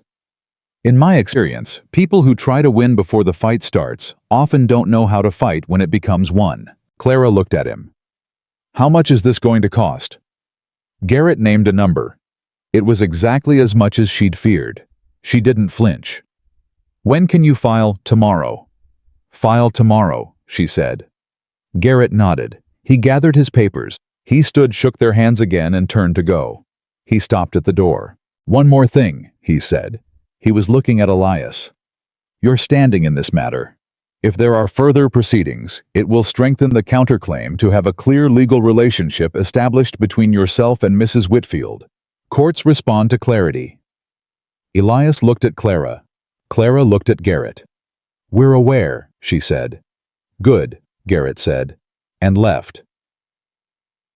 That night, Clara went to the writing box. She hadn't opened it since Elias had arrived, hadn't wanted to if she was honest, because the box was where she kept the things that had no practical use, but that she couldn't bring herself to put away. Thomas's last letter home, the one he'd written from a cattle drive in 1883. A small sketch of the ranch her mother had made on her first visit. A lock of hair she didn't look at anymore, and the place where the pale blue envelope had sat before Dorothea had found it. The slot was empty now. The letter was on her kitchen table. But the box smelled the same cedar and faint lavender from a sachet, and Clara sat with it in her lap for a moment and let herself feel the full weight of the last 6 weeks. She had not asked for any of this. She had not asked for Blake's schemes, or Garrett's numbers, or the need to prove in a court of law that she had a right to the water she'd been using for 3 years. She had not asked for a stranger at her gate with her own words in his hand. She had written in a November dark that she wanted someone willing to stand beside her while she continued saving herself. He was standing beside her. She looked at the empty slot in the box for a long time. Then she took out a new sheet of the pale blue paper and picked up her pen. She wrote slowly, the way you write something you mean. I am not afraid of the fight. I am afraid of what comes after it, of whether I will know when it is over, what I fought for, and what I want. I am afraid that I have started to want something I didn't plan for. I am afraid that I am not afraid enough. She folded it. She did not put it in an envelope. She held it in her hands, that small folded truth, and she thought about a man who had sat at her table and read her old words and traveled 300 miles on the strength of them. She thought, what do you do when someone arrives who is exactly who they said they were? She didn't have an answer yet, but she was, for the first time in a long time, genuinely waiting to find out. Garrett filed the counterclaim on a Saturday morning, and by Monday, the entire town of Millhaven knew about it. That was the thing about small towns in Wyoming Territory. News didn't travel. It detonated. By the time Clara rode in for supplies on Monday afternoon, she could feel the shift in the air the moment she tied her horse outside Heller's General Store. The way conversations paused just a half-second too long when she walked through the door. The way Heller himself was a fraction too cheerful when he took her list compensation for something he'd been discussing before she arrived. She bought her flour, her salt, her lamp oil. She thanked Heller. She walked back out to her horse. And Harrison Blake was standing on the boardwalk across the street watching her. He wasn't doing anything threatening. He was simply standing there in his good coat with his thumbs in his vest pockets, watching her with the patient, settled expression of a man who believes that time is on his side. He didn't speak. He didn't move. He just let himself be seen. Clara looked at him for 3 full seconds. Then she untied her horse, loaded her supplies, and rode out of town without changing her pace. But her hands were tight on the reins the whole way home, and that was the thing she needed to fix. Not the legal filing, not the water rights, not Blake and his calculations. The thing she needed to fix was the fact that a man standing on a boardwalk doing nothing could still make her hands tight. She was still working on that when she came through the gate and found Elias waiting on the porch. He read her face immediately. "Blake. Standing in the street watching me collect my groceries," she said. She handed him a bag and kept moving toward the house. He didn't say anything. He didn't have to. "He wants you to know he's watching," Elias said. "He wants me to know he's waiting," Clara said. She pushed through the kitchen door and set her bags down with more force than she intended. "There's a difference. A man who's watching you is reacting to what you do. A man who's waiting thinks you're going to come to him eventually. He still believes I'll fold." Elias set his bag down. "Do you want me to ride back into town?" "No," she said immediately. "Absolutely not. That's exactly what he wants to see if I'll send a man to posture at him. We're not doing this on his terms." She braced her hands on the counter and breathed. "Garrett said the counterclaim was filed. Confirmed this morning. Haskell sent word through Cody. Then we wait for the court to set a date. That's all we can do right now." She turned around. "What did you do this morning?" He recognized the shift. She was moving herself away from the thing she couldn't control and toward the thing she could. He moved with her. "Finished the last section of the west wall," he said. "Amos and I checked the south herd. One of the cows is showing signs of going into early labor. I've got her separated in the near pasture." "Which one?" "The roan with the notched ear. She always goes early," Clara said. "I'll check on her tonight." She started putting away supplies with quick, efficient movements. "Did Cody get back with Dorothea's statement?" "He did. She wrote 2 pages. Garrett should be pleased. She documented every visit she made to this ranch in the last 4 years and what she observed about the creek access each time. Apparently, she has the memory of a court clerk and the handwriting of a schoolteacher." Clara almost smiled. "Dorothea has many irritating qualities, and that's one of them." She paused, a tin of salt in her hand. "She means well." "I know," Elias said. "She told me so herself, at length, this morning when she came by to drop off the statement." Clara set the tin down and looked at him. "Dorothea came by while I was in town." "For about an hour," he said with the careful expression of a man who has survived something and is trying to decide how much to report. "What did she say?" He was quiet for a moment that stretched just long enough to be telling. "She had opinions," he said carefully, "about the situation. Dorothea always has opinions. These were specifically about us," he said. "About whether we were—" He paused. "She was concerned that the engagement, as she put it, was something we'd arrived at because of the legal pressure rather than because of genuine feeling." Clara was very still. "She said that to you?" "She said it directly to my face, yes. She said she started this and she wasn't going to let it end badly for either of us. She said if we were telling Garrett we were engaged as a legal strategy." Elias paused. "She wanted to make sure it was more than that." Clara set down what was in her hands and turned to face him fully. "What did you tell her?" He looked at her steadily. "I told her that was a conversation between you and me." "Good. And then she said—" He stopped again. "Elias. She said that man looks at Clara the way Thomas used to, and if Clara can't see it, she's choosing not to."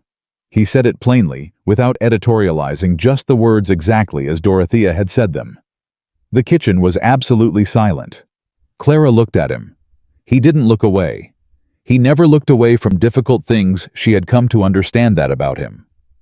He looked at them directly, let them be what they were, didn't try to manage the shape of them. "Dorothea meddles," Clara said. "Yes," he agreed. "But she's not usually wrong," Clara said. A pause. "No," he said. "She isn't." Clara picked up the last of the supplies and put them away. Her movements were steady. She had very good control over her movements when she needed it. "I'll check the roan after supper," she said. "Will you eat with us tonight?" He had taken most of his meals at the bunkhouse since the first week, by unspoken mutual agreement, giving her space, maintaining the formality of the arrangement. But tonight was different. Something had tipped quietly in the last 5 minutes, and they both knew it. "Yes," he said. "I will." Supper was simple, and the conversation stayed easy. The roan cow, the weather turning. Whether the east pasture would hold enough grass through October. Cody and Amos ate and left early. The kitchen quieted down to just the two of them, and the sound of the lamp, and the particular comfortable silence that had become its own kind of language between them. It was Elias who finally said the thing they'd been orbiting all evening. "I want to say something," he said, "and I want you to let me finish before you respond." Clara set down her coffee cup. "Say it." "When I came here, I came because of a letter," he said. "That's true. But I stayed because of you, the actual you, not the woman I imagined from reading those words. The woman who checked the fence at first light and yelled at her late husband in the kitchen and refused to flinch when a man stood on a boardwalk trying to intimidate her." He paused. "I stayed because in 5 weeks I've watched you face things that would have broken a lot of people, and you didn't break, and you never once pretended it was easy." Clara was very still. "I'm not asking you to feel something you don't feel," he said. "I'm not asking you to rush. I understand what it costs to trust someone again after you've lost someone. I understand it better than most. But I need you to know that whatever we told Garrett, whatever we tell the court, it's true for me. It's been true for a while. I just wanted you to know that regardless of what you decide." He stopped. Clara looked at him across the table. She had held herself very carefully for weeks. She had managed the distance between them the way you manage a fire, tending it just enough to keep it from going out, but never letting it get close enough to be dangerous. She had done this consciously and deliberately, and with very good reasons, and she knew it. She also knew that the reasons had not disappeared, that Thomas was still real, that grief did not have an expiration date, that loving someone new did not erase loving someone lost, and that the fear of that erasure had been the wall she'd been building around herself since that November night, when she'd picked up a pen and written the truest thing she'd felt in months. "I know it's true for you," she said. "I've known for a while." "But," "Not a but," she said. I'm not going to perform more uncertainty than I actually feel just to protect myself. That would be dishonest, and you've been nothing but honest with me." She looked at him. "I'm scared," she said. "That's the accurate word, not uncertain. Scared. Scared that if I love someone again and lose them, I won't survive the second time. Scared that loving you means I'm letting Thomas go somewhere further. Scared that I—" She stopped. "Scared that I want this more than I'm ready to admit." Elias was quiet. "That's honest," he said finally. "It's the most honest I've been with anyone in 3 years," she said. He reached across the table, slowly giving her every opportunity to pull back, and put his hand over hers on the table. Not squeezing, not holding, just there. Present. Warm. She looked down at his hand. She turned hers over and held it. "I'm not going anywhere," he said. "That's the only thing I can promise you right now. Not a perfect life, not an easy one. Just, I'm not going anywhere." Clara looked up at him. "Thomas used to say," she said softly, "that the only promise worth making is the one you intend to keep tomorrow, not just today." Elias nodded slowly. "That's a man worth respecting." "How was?" she said. "He really was." She squeezed his hand once, and then let go, not because she wanted to, but because she needed to do the next thing at her own pace, and that was all right. He understood that. He always understood that. "I need to go check on the roan." "I'll come with you," he said. They went out into the dark together. The letter from the territorial court arrived on a Wednesday, 9 days after Garrett filed. Cody brought it in from the road, with the careful expression of someone who understood the weight of official envelopes. Clara opened it at the kitchen table, with Elias standing beside her, close enough that she could feel the steadiness of him without touching. She read it once. Then she read it again. They set a hearing date, she said. When? 6 weeks. She set the letter down. And they granted Garrett's motion for a procedural review of Blake's application. They want to examine the notification question, whether his application was properly filed, given that I'm an active user of the rights. Elias exhaled slowly. That's not nothing. It's better than nothing, she said. It's not a ruling, but it means the court is at least asking the right questions. She looked at the letter again. And there's something else. Tell me. She found the relevant line and read it aloud. The court requests that all parties of interest in the matter appear personally at the hearing to give sworn testimony as to their standing in the property and water rights question. Elias read the line over her shoulder. All parties of interest. They want testimony from me, she said. And from you. He was quiet for a moment. About our standing. About our relationship to the property. Our legal relationship. She put the letter down and looked at him directly. Elias, in 6 weeks we are going to stand in front of a territorial court, and they are going to ask us under oath what we are to each other. He met her eyes. What do you want to tell them? He said. And it was the same question he'd asked her at the fence line 2 weeks ago when the world had been simpler by comparison. But it was entirely different now because now she knew her own answer. The truth, she said. I want to tell them the truth. He waited. I want to tell them you're the man I'm going to marry, she said. Because that's the truth. And because it's the right thing for the land. And because I'm done letting Blake decide my timeline on anything. She held his gaze. And because Dorothea Pratt is not usually wrong. Something moved across Elias's face, that same quiet thing she'd seen when she told him she could say it without lying. But deeper now. More certain. Clara, he said. Don't make it grand, she said. Just say yes or no. Yes, he said. No hesitation at all. She nodded once. Then we tell Garrett today. And we get it done before the hearing. Before the hearing, he agreed. They looked at each other across the kitchen table with the letter between them, and it wasn't a fairy tale moment. It wasn't soft or decorated or easy. It was two people with hard histories deciding to trust the future, a small, true, irreversible thing. The best kind. Darte, they told Garrett that afternoon. He took the news with the precise, controlled satisfaction of a lawyer who has received a tactical advantage and knows better than to show too much pleasure about it. He said it was good. He said it simplified the standing question considerably. He said he would revise the filing accordingly. He said one more thing as he was leaving. Blake is going to escalate. Clara looked at him. What do you mean?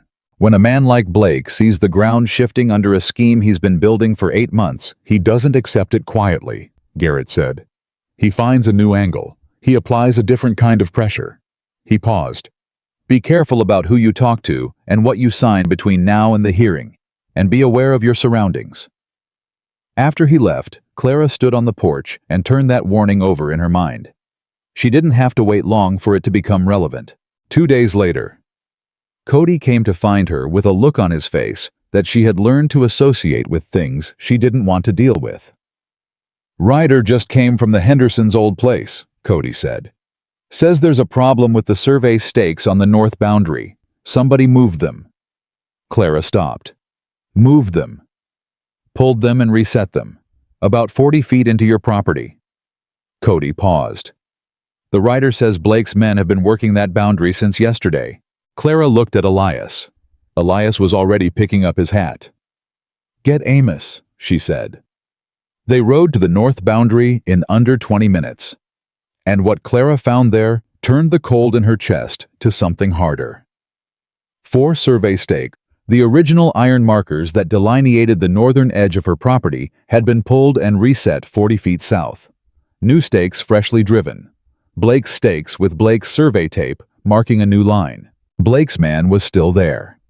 A young surveyor with his equipment pack who had the grace to look uncomfortable when Clara pulled up her horse and looked at him. What is your name? She said. Colton, ma'am. I'm with the Laramie Survey Office. Did Harrison Blake hire you? A pause. I was contracted through his office, yes. Who authorized the resetting of these stakes? Another pause longer. I was given survey instructions, ma'am. I was told there was a question about the original boundary markers. There is no question, Clara said. Her voice was controlled with the kind of effort that costs something. These markers were set by the Territorial Survey in 1882 and registered with the Land Office. They have not moved in 11 years. What you have done here is illegal tampering with registered survey markers. Do you understand that? Colton swallowed. I was told the markers were in dispute. They are not in dispute. They are being disputed by a man who wants my land and has decided that if he cannot take it legally, he will take it by physically moving my boundaries. She looked at him steadily. I'm going to ask you to stop what you're doing. And I'm going to tell you that what has happened here will be reported to Garrett, who will be reporting it to the court in 6 weeks. You may want to speak to whoever gave you your instructions about whether they intend to support you when that happens. Colton stood very still. Elias had dismounted and was pulling photographs from his saddlebag. He'd brought the surveying equipment Garrett had told them to keep on hand for exactly this kind of situation. I'm documenting the current position of every stake on this boundary, Elias said to Colton. You're welcome to stay. It doesn't matter. Colton packed up his equipment and left. Clara watched him go. Then she turned to Elias, who was already moving methodically along the boundary line, noting positions. He escalated, she said. Yes, Elias said. This is evidence, isn't it? The best kind, he said. He gave us something we can take into court and show. Blake operating before a ruling. Blake physically altering survey markers during an active legal proceeding. He looked up from his notes. Garrett is going to be very unhappy with Blake and very pleased with us, Clara breathed. Can they use this to hurt his application? They can use this to question his character in front of a judge, Elias said, which is sometimes more effective. She helped him finish the documentation. They rode back in the late afternoon with a complete record of every tampered stake and its distance from the registered position. That night, Clara sat at the kitchen table and looked at the folder of documents that had accumulated since Elias had arrived. The deed, the water rights grant, Haskell's note, Garrett's counterclaim, Amos's statement, Dorothea's 2 detailed pages, the court letter, and now the survey documentation. A paper history of everything Blake had done and everything she had done in response. She thought about the letter that had started all of it, sitting in a pale blue envelope in a writing box. A moment of honesty in a dark November. She thought about what she'd written on a second sheet of paper 2 nights ago. I am afraid that I want this more than I'm ready to admit, and how much had changed in just the time it had taken to write it. Elias came in from the porch where he'd been talking to Amos about the night watch on the north boundary. Amos will check the stakes at midnight and at 4, he said. If Blake's men come back, we'll know. Good, Clara said. She looked at him across the kitchen. Sit down. He sat. She pushed the folder toward him. I want you to look at all of it, she said. Everything. Not as a hired hand, not as someone I'm engaged to for strategic reasons. As someone who has a right to know all of it. He looked at her. Clara, you've been helping me fight this battle with partial information, she said. I keep thinking about what Garrett said about clarity, about courts responding to clarity. She met his eyes. I want to be clear with you. About the finances. About how close we actually are to the edge. About everything. He was quiet for a moment. How close, he said. She opened the ledger. She showed him everything. The reserve $400. The operational costs through winter $260 at minimum assuming no emergencies. The legal costs. Garrett's $200 already committed with more certain to come if Blake contested aggressively, which he would. The math that left at the end of that calculation. Elias looked at the numbers without expression for a long time. If the court doesn't rule quickly, he said, or if Blake gets the injunction on the creek access, then I can't sustain the herd through a dry season, she said. I'd have to sell animals at distressed prices because Blake's people would know I was selling under pressure. She looked at the ledger. Which is exactly what he's calculated. He doesn't just want the land, Elias said. He wants you to have to sell it to him. He wants it to feel like surrender, Clara said. He wants me to come to him. Elias was quiet for a moment. Then he reached into his coat and put something on the table. A bank book. Clara looked at it. She didn't reach for it. "What is that?" she said. "I sold my Kansas City property last month," he said. "Before I left. I'd been renting the house, I told you that, but the workshop I sold. I had it under offer before I came west, and the sale completed after I left." He paused. "I had Garrett's bank in Laramie hold the proceeds." "How much?" Clara said. He told her. It was enough. Not a fortune, but enough to cover the legal costs, sustain the ranch through winter, and keep the cattle even if Blake got a temporary injunction. Clara looked at the bank book. She looked at him. "When did you do this?" she said. "The sale completed 3 weeks ago," he said. "I was going to tell you earlier. I kept waiting for the right moment." "Elias." Her voice was careful. "This is your money. The money from your wife's home. From our home," he said. "Helen's and mine. The workshop she watched me build. The house she died in."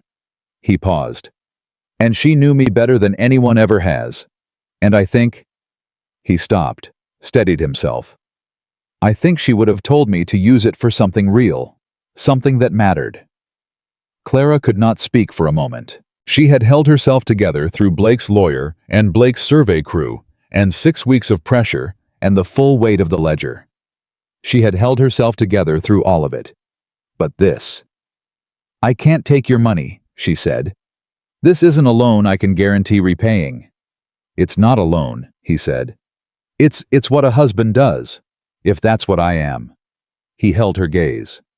"Is that what I am?" Clara looked at him. She thought about a woman who had written a letter in the dark and never meant to send it. She thought about the woman who had written on a second page, "I only hope to find someone who will walk beside me while I continue saving myself," and how she had read those words and felt proud of them because they were true, because they had been the truest thing she'd felt in months. And she thought about how the woman who had written that letter had not known what it meant to truly be walked beside, had not known what it felt like to have someone show up at the fence line at first light because they wanted to check it the same as you did, had not known what it felt like to have someone spread the full picture on the table, including the numbers, and not flinch at any of it. "Yes," she said. "That's what you are." He let out a breath. She reached out and put her hand over his on the table. The same gesture he'd made to her 3 nights ago returned now with the same deliberateness. "We're going to win this," she said. "Yes," he agreed. "And when we do," she said, "I'm going to rebuild that north boundary line with the finest posts in Wyoming Territory." "I know just the timber," he said. And this time, she let the smile arrive. All of it. She let him see it.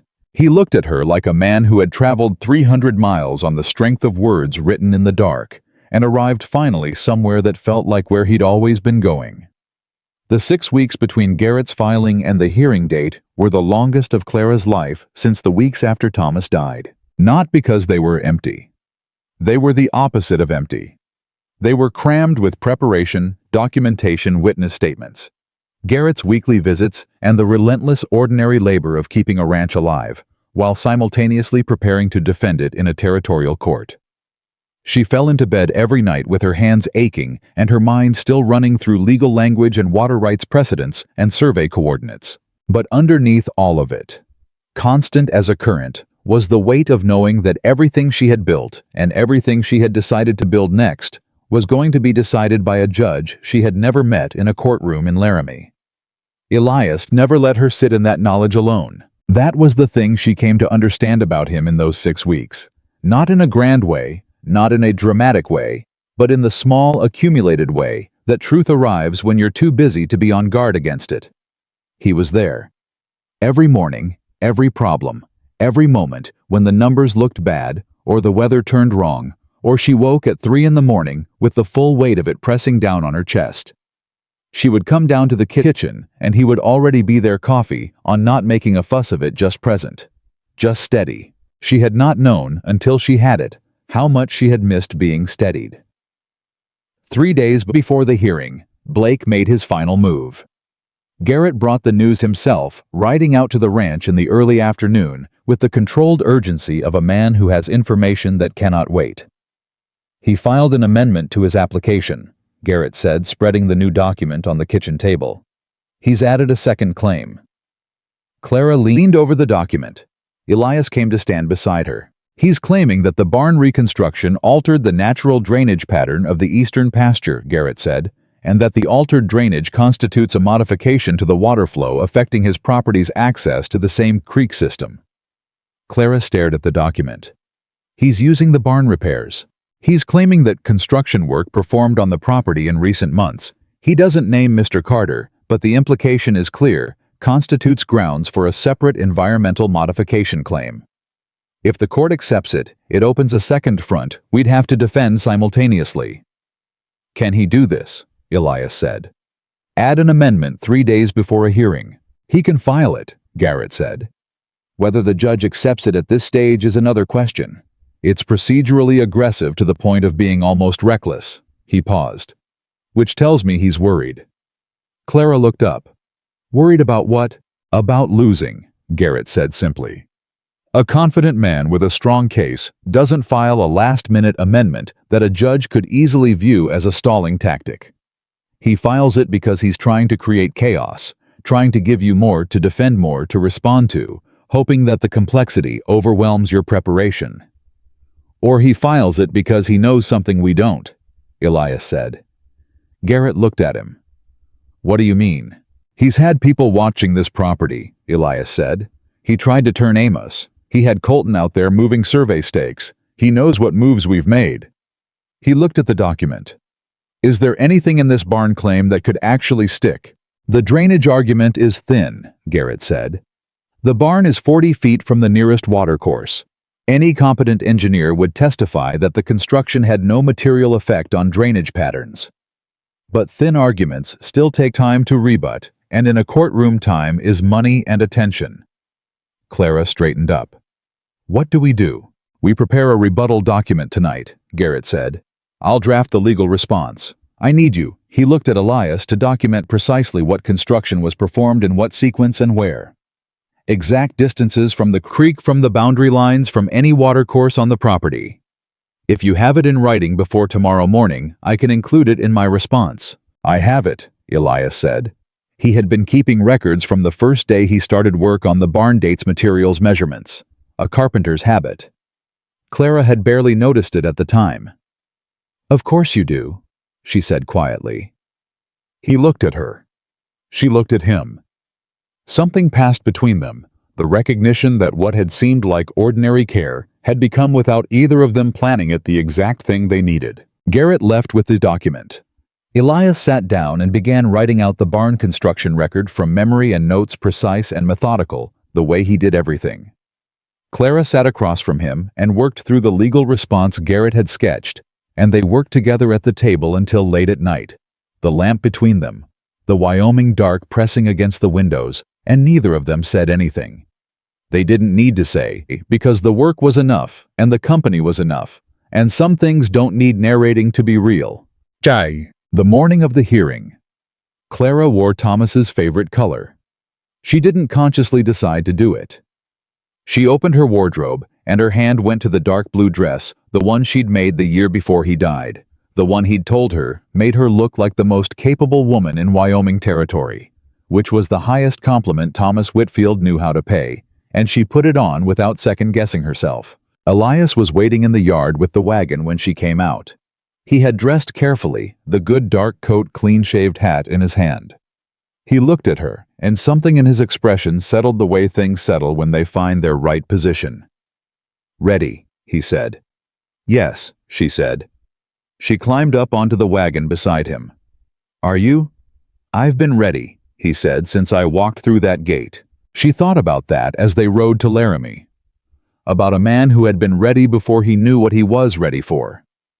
About herself, a woman who had not known on a November night when she picked up a pen that writing the truest thing she felt would set in motion the most important 6 weeks of her life. Garrett met them at the courthouse steps. "Blake's here," he said quietly. "With Porter and a second lawyer I don't recognize. He brought additional counsel. "From where?" Clara said. "Cheyenne," Garrett said. "A man named Rudd. He specializes in territorial land claims." Clara felt Elias take a single breath beside her. She didn't look at him. She didn't need to. "Then we go in," she said. The territorial courtroom in Laramie was smaller than she'd expected, and the judge was older than she'd expected, a man named Calloway, who had the face of someone who had presided over enough disputes to have stopped being impressed by any of them. He looked at the room with the measured patience of a man who planned to hear exactly what was relevant and nothing else. Blake was at the opposite table. Clara had not been in a room with him since the day at the fence line 2 months ago, and the experience was different here than it had been there.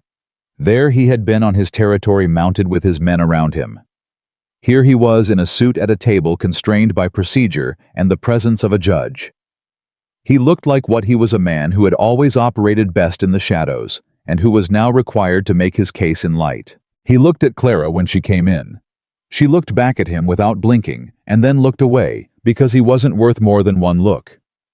The procedural review came first, the judge's examination of whether Blake's original application had been properly filed given Clara's status as an active rights user. Porter argued smoothly that the territorial notification requirements had been met, that Blake's application was a good-faith inquiry into a genuine legal question, and that Mrs. Whitfield had received constructive notice through the standard land office posting process. Garrett rose and said 3 things: that constructive notice through a land office posting is not equivalent to direct notification to an active user whose use was directly affected; that Blake's application was filed 8 months before the question was ever raised with Mrs. Whitfield, during which time he made no attempt to notify her; and that the internal record of Blake's conversation with Territorial Officer Reed in February demonstrated that Blake was aware of Mrs. Whitfield's active use and chose to file without notification anyway. He placed Haskell's authenticated note on the judge's bench.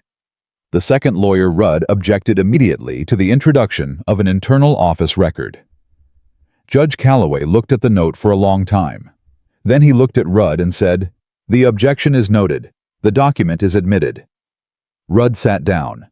Blake at the far table did not change his expression, but Clara watched his hands on the table and his fingers pressed flat for just a moment, and then deliberately relaxed. He felt that. Good. The continuous use testimony came next. Clara took the stand and answered Garrett's questions in clear, complete sentences, the way she'd prepared. She described the ranch's water access from the day she and Thomas had purchased the property. She described 11 years of uninterrupted use, first hers and Thomas's, then hers alone. She described the cattle, the seasonal patterns, the dependency of the operation on that access. She was factual, specific, and entirely unshakable. Rudd cross-examined her. He tried 3 angles. He asked whether she had ever read the original grant documentation. She said she had not, but that her attorney of record at the time of purchase had reviewed and certified the deed, which included broad appurtenance language. He asked whether she had been aware of the reaffirmation requirement. She said she had not, and that its existence had been concealed from her by the nature of Blake's filing strategy. He asked whether she believed the ranch could operate without creek access. Clara looked at him. "No," she said. "It cannot. And Mr. Blake knows that.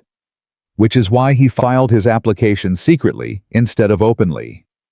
Rudd said, "Objection, speculation." The judge said, "Sustained. The witness will confine herself to factual testimony." Clara said, "Yes, Your Honor," and said nothing more because she didn't need to. The answer was already in the room. Elias testified next. I was asked about his standing, his relationship to the property, to Mrs. Whitfield, his legal status. He answered directly. He was engaged to marry Clara Whitfield, had been residing at and working the property for 6 weeks, and had contributed both labor and financial resources to the ongoing operation of the ranch. Rudd cross-examined with visible interest. He asked about the barn construction. Elias produced his written record, dates, measurements, distances from the watercourse materials, used sequence of work. Every number clean and verifiable. Rudd looked at the record. He asked 2 more questions and then sat down. Amos testified. 11 years on the property. Continuous use of the creek access, uninterrupted, uncontested, openly and regularly employed. He said it in the steady, dry voice of a man who does not embellish, because the truth doesn't require it. Dorothea Pratt testified. She brought her personal records, the same meticulous documentation she had given Cody to deliver to Garrett, and she read from them in the decisive tones of a woman who has strong opinions and a courtroom to deliver them in.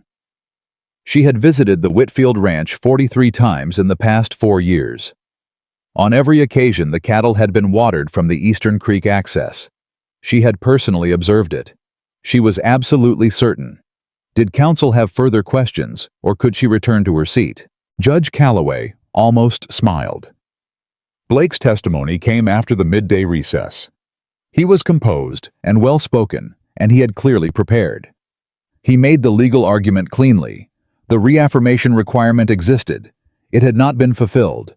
The rights had therefore lapsed, and his application was a lawful filing in response to a genuine vacancy in the rights record. He framed it as civic responsibility. He framed himself as a man simply following the law. Garrett's cross-examination was brief and surgical. "Mr. Blake," he said, "you became aware of the reaffirmation requirement in the original grant notation. Correct. I discovered it, yes. And your response to that discovery was to file an application for the rights yourself. Correct. That is correct. Before you informed Mrs. Whitfield, who had been actively using those rights for 3 years of their existence." A pause.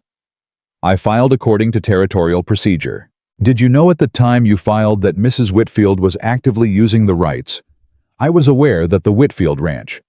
"Mr. Blake, yes or no? Did you know Mrs. Whitfield was actively using the Eastern Creek access when you filed your application in February?" A longer pause. "Yes," Blake said. "And you filed without notifying her?" "I followed the filing procedure." "You followed the filing procedure," Garrett repeated. He let it sit there. No further questions. The silence after. Garrett sat down had a particular quality.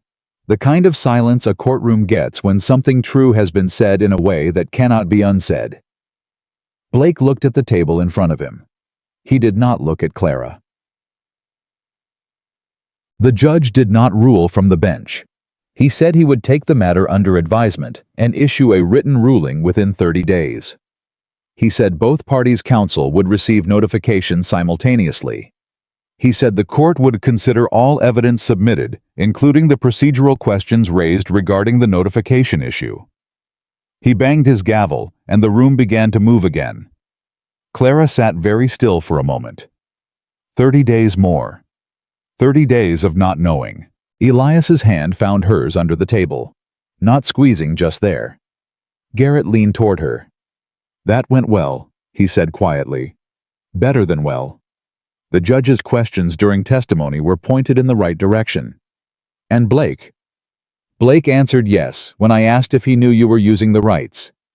He had no choice, but he said it out loud in a courtroom of record." He paused. "That answer is going to matter." Clara nodded. She believed him. She also knew she would not breathe fully for 30 days, and there was no point pretending otherwise. As they filed out of the courtroom, Blake came up beside her. She felt him before she saw him, that particular quality of intended presence, someone positioning themselves to be noticed. She stopped.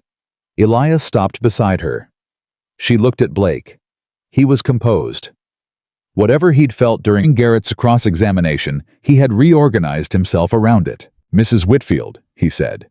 "Mr. Blake. I want you to know," he said, "that this was never personal." Clara looked at him for a moment. Then she said, "It was always personal, Mr. Blake. It was my land, and my water, and my livelihood. Everything you did affected a real person, and you knew that when you were doing it." She paused. "The fact that it wasn't personal for you is the worst part." Blake opened his mouth, closed it. Elias said nothing. He simply stood beside Clara, with the steady, quiet presence of a man who has exactly the right amount of confidence in the woman next to him. Blake looked at Elias. Something moved in his expression. Calculation reassessment, the recognition of a variable he had underestimated. "Good day," Clara said, and walked out of the courthouse into the October air. She kept walking until she reached the wagon. She gripped the side of it with both hands and breathed. Just breathed. The full weight of the morning landing on her, at once the testimony, the documents Blake's, yes, the judge's unrevealing face, all of it. Elias came up beside her. He put his hand on her back, steady, warm, certain. "You were extraordinary in there," he said. "I was terrified," she said. "I know," he said. "You were both." She turned to look at him. His face was open, fully present, the way it was when he wasn't managing anything, just being with her in the exact truth of the moment. 30 days, she said. 30 days, he agreed. And then we know. And in the meantime, he said, we go home and we work. And we don't let him have 30 more days of our attention. Clara looked at him for a moment. Then she said, "When did you get so sensible?" "I've always been sensible," he said. "You've been too busy surviving to notice." She laughed. It came out fully without her catching it first. A real laugh, the kind that costs something and gives something back. Elias looked at her with an expression she recognized now, had learned to recognize in the past 6 weeks, that expression of a man who stores things carefully, who has been storing that sound for the exact moment it arrived. "Let's go home," she said. The ruling came on the 28th day. Garrett rode out himself to deliver it. He came through the gate at mid-morning, and Clara was in the barn when Cody called her, and she walked out into the yard and looked at Garrett's face and knew before he said a word.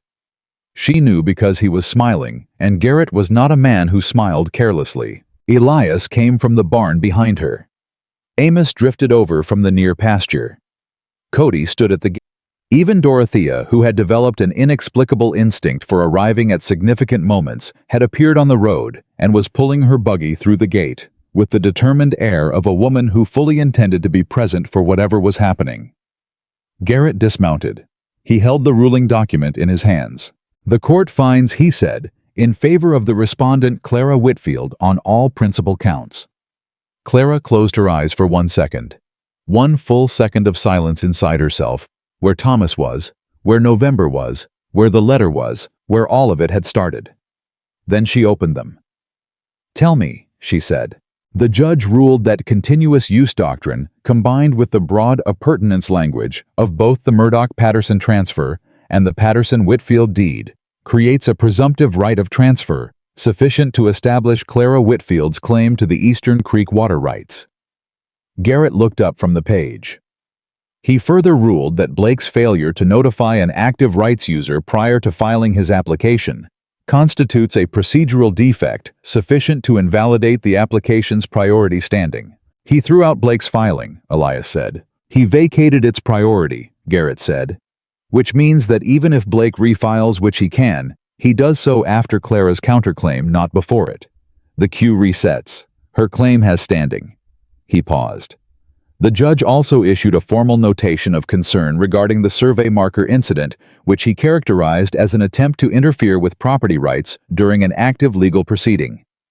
He referred the matter to the Territorial Attorney's Office for further review. Silence. Then Dorothea said loudly and without apology, "Well, good." Cody let out a sound that was partly a word and partly not. Amos stood with his arms crossed and nodded once slowly, the way he acknowledged everything without ceremony, with complete sincerity. Clara looked at Elias. He was looking at her with an expression she had no adequate word for. Not triumph, not relief. Something larger and quieter than either. The expression of a man who is watching something he came a very long way to find turn out to be exactly what he hoped. She walked to him. She took his face in both her hands, that face that had carried years of its own grief. Those eyes that looked at everything directly, and she kissed him. There in the yard in front of Garrett and Cody and Amos and Dorothea, who made a sound that could charitably be described as delighted. He kissed her back. He put his hands at her waist, and he kissed her back like a man who had been patient for a long time and had earned the right to stop being patient. When she pulled back, her face was warm and her eyes were bright, and she didn't care who was watching. "I need to write to the land office," she said, "and I need to send word to Haskell." "You can do all of that," Elias said. Right now you can just stand here for a minute. I'm not a person who stands still. I know, he said. Stand still for 1 minute anyway. She looked at him. She stood still. They were married in the first week of December, before the hard winter set in. Not a grand ceremony. Clara had never wanted a grand ceremony.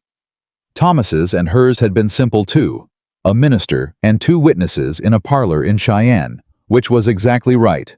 This one was similar. The minister came out to the ranch. Dorothea and Cody and Amos stood in the parlor that Thomas had built, and the words were said, and the thing was done. Clara wore the dark blue dress again. Afterward, standing in the kitchen, while Dorothea organized the modest celebration she had insisted on providing, and Amos and Cody took their coffee outside with the tact of men who understood they were in the way, Clara went to the writing box.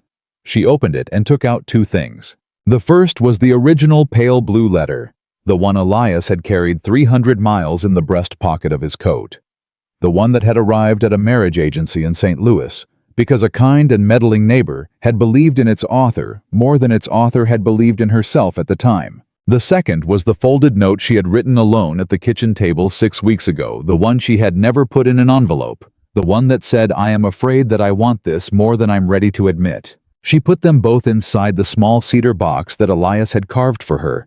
He had made it in October in the evenings after the barn work was done, working quietly in the lamplight, with the particular focused attention he gave to things that mattered. Cedar tight-jointed with a small inlaid piece of walnut on the lid, in the shape of no pattern she could name, but that was exactly right. Elias came to stand beside her. He looked at the box. He looked at both letters. "The second one," he said. "I haven't read that." "No," she said. "You haven't." He waited. She unfolded it and gave it to him. He read it. His face was still while he read that quality of stillness he had that meant he was taking something fully in rather than just passing over it. He folded it again and held it. "You were afraid," he said. "I was afraid," she said. "I'm still a little afraid." "So am I," he said. She looked at him. "Every day," he said. "I think, what if I'm not enough? What if she realizes she could have managed this alone? What if I'm just the thing that arrived at the right moment, and she's too kind to say she doesn't really need it?" He paused.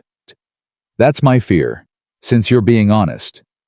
Clara stared at him. This man who had fixed her barn and her fence and her east corner post that wouldn't stay in the ground, who had gone to the land office and found Haskell's note, who had put his own money, Helen's money, their money on her kitchen table without asking for credit, who had stood beside her in that courtroom and never once made it about himself. "You are not just the thing that arrived at the right moment," she said. "You are the thing I wrote for.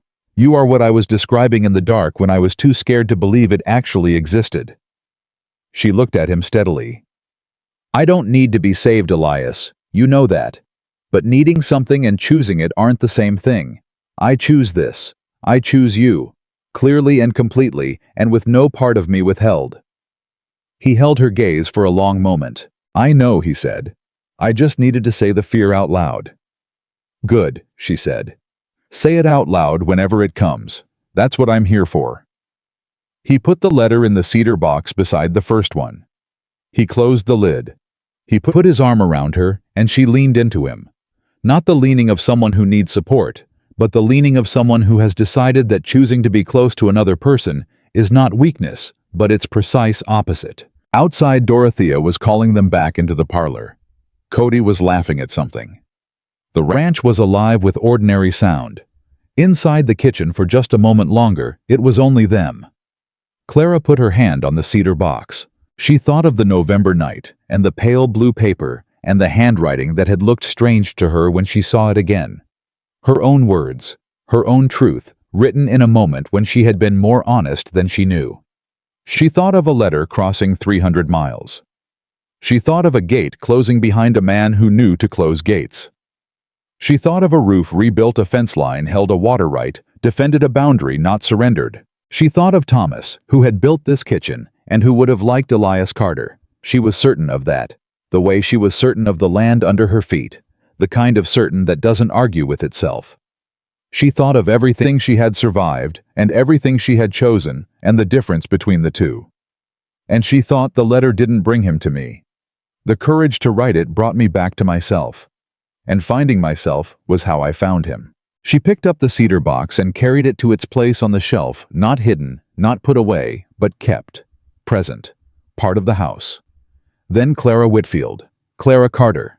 Now though she would always be Whitfield too, because a woman could hold more than one name and more than one love, without either one diminishing the other, walked back into the parlor where her life was waiting. She had written once that she only hoped to find someone willing to walk beside her while she continued saving herself.